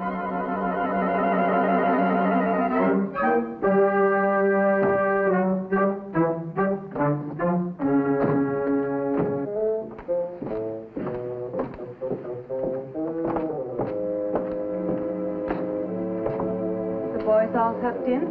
They're quiet now. You certainly know how to handle them. Well, for some reason or other, they seem to be minding better tonight.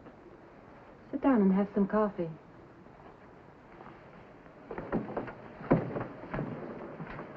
I've been thinking about those boys. I've been thinking about you. I've been thinking about you, too. You know, those boys ought to have a father. And a handsome woman like you should have a husband. You could be right. But you're going about this all wrong. I am? Why, sure. Instead of staying out here and cooking and looking after me, you should be in town promenading. Going to the socials and the meetings and giving the bachelors an eyeful. Oh. Do you think I'm an eyeful? Well, sure I do. You have a beautiful face and long, pretty hair. A nice shape. I mean, you fit those clothes like there isn't an inch to spare. Why, you're all any man could want. You're a man, Mr. Longley. I know I'm a man, and you're a woman. And that's what's the matter with this whole thing. I'm not the settle down and get married kind. And I'm not going to let you make me forget it. What are you so worried about? Well, look, I got a wanderlust. I have to see what's on the other side of the hill. And you're not going to change my plans. I've got some plans, too. And they sort of include you. I know you have, but they're not going to work. I'm the kind of a woman who wants the best man there is. And who knows when she sees him. Like you said, I'm a good-looking woman. And the longer you're here, the better I'm going to look. Especially with winter coming on. What's that got to do with it? During the winter, we get snowed in. Sometimes you can't leave the house for weeks. Well, good night, ma'am. I'm going to the barn. I'd better get you an extra blanket. There's a little nip in the air, and I wouldn't want you to catch cold.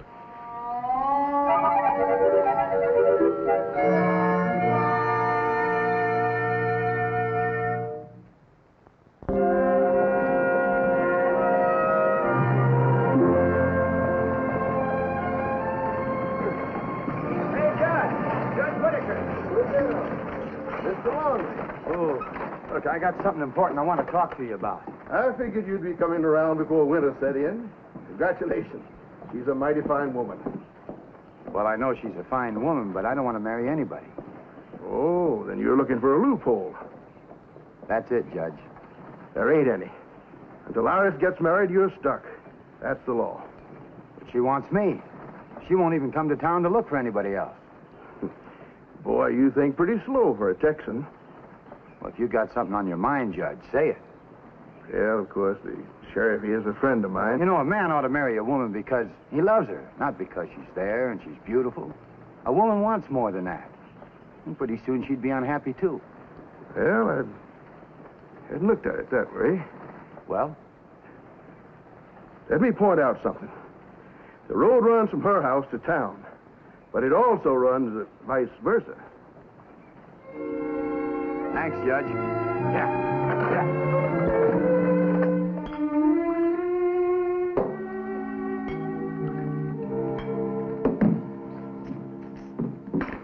Much obliged to you. Where are you from? Wyoming. It's pretty country. You married? Not yet.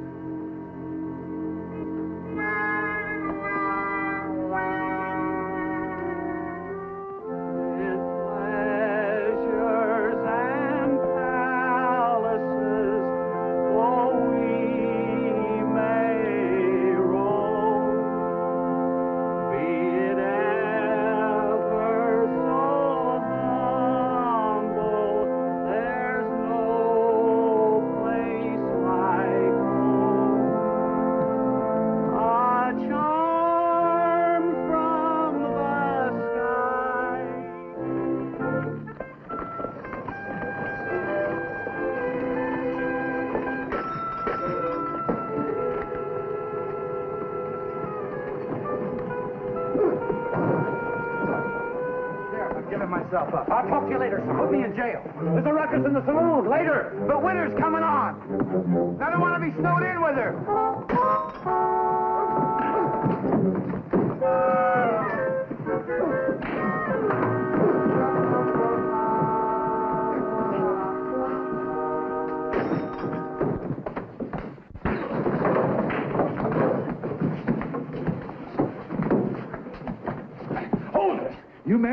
No, now get out of my way. Quit. I'm on your side.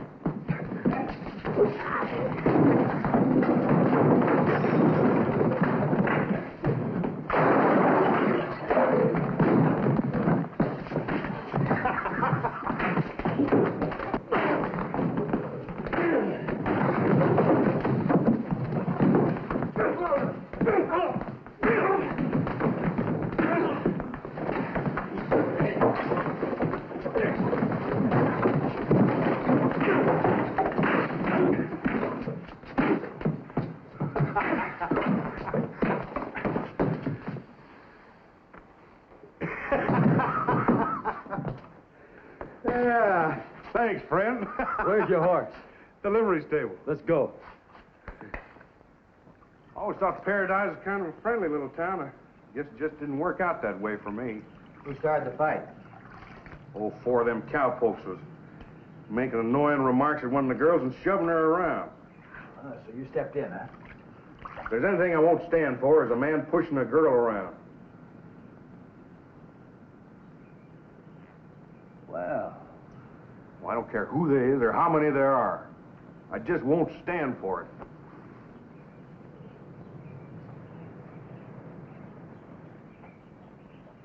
Say, I ain't never seen anything like her before. Who is she? It's Mrs. Crawford. She's a widow. A widow? Well, it ain't possible. Don't get any ideas. She's mine. You are a lucky, lucky man. Yes, sir. That's quite a woman.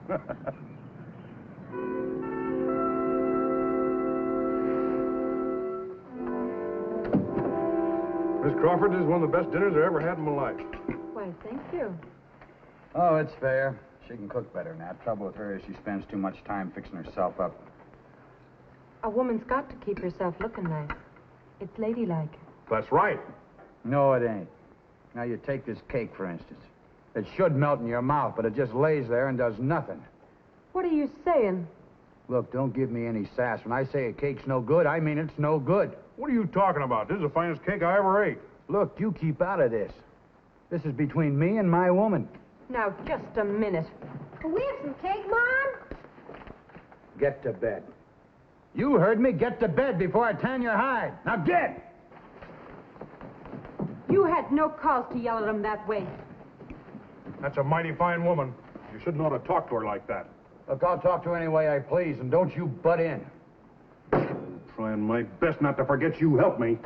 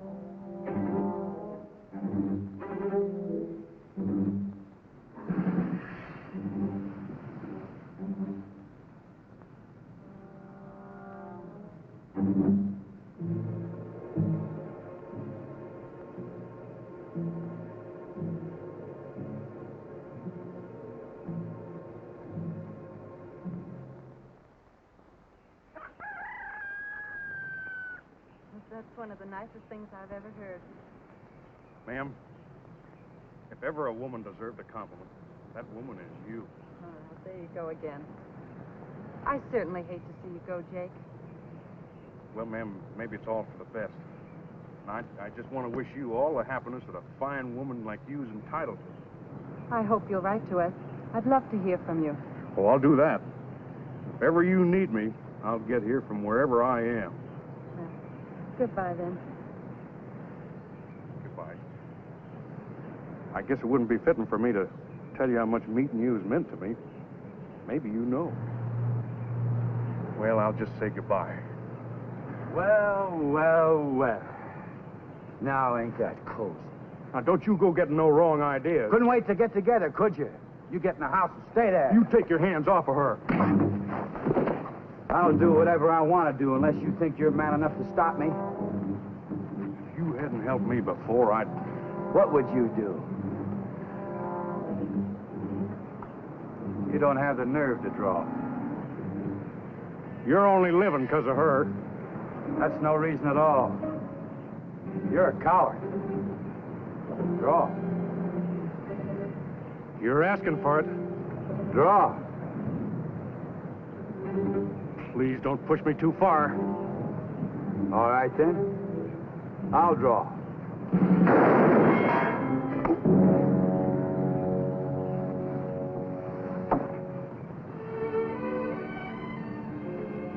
I'm sorry, ma'am. I didn't want to fight him. I did everything I could. You saw.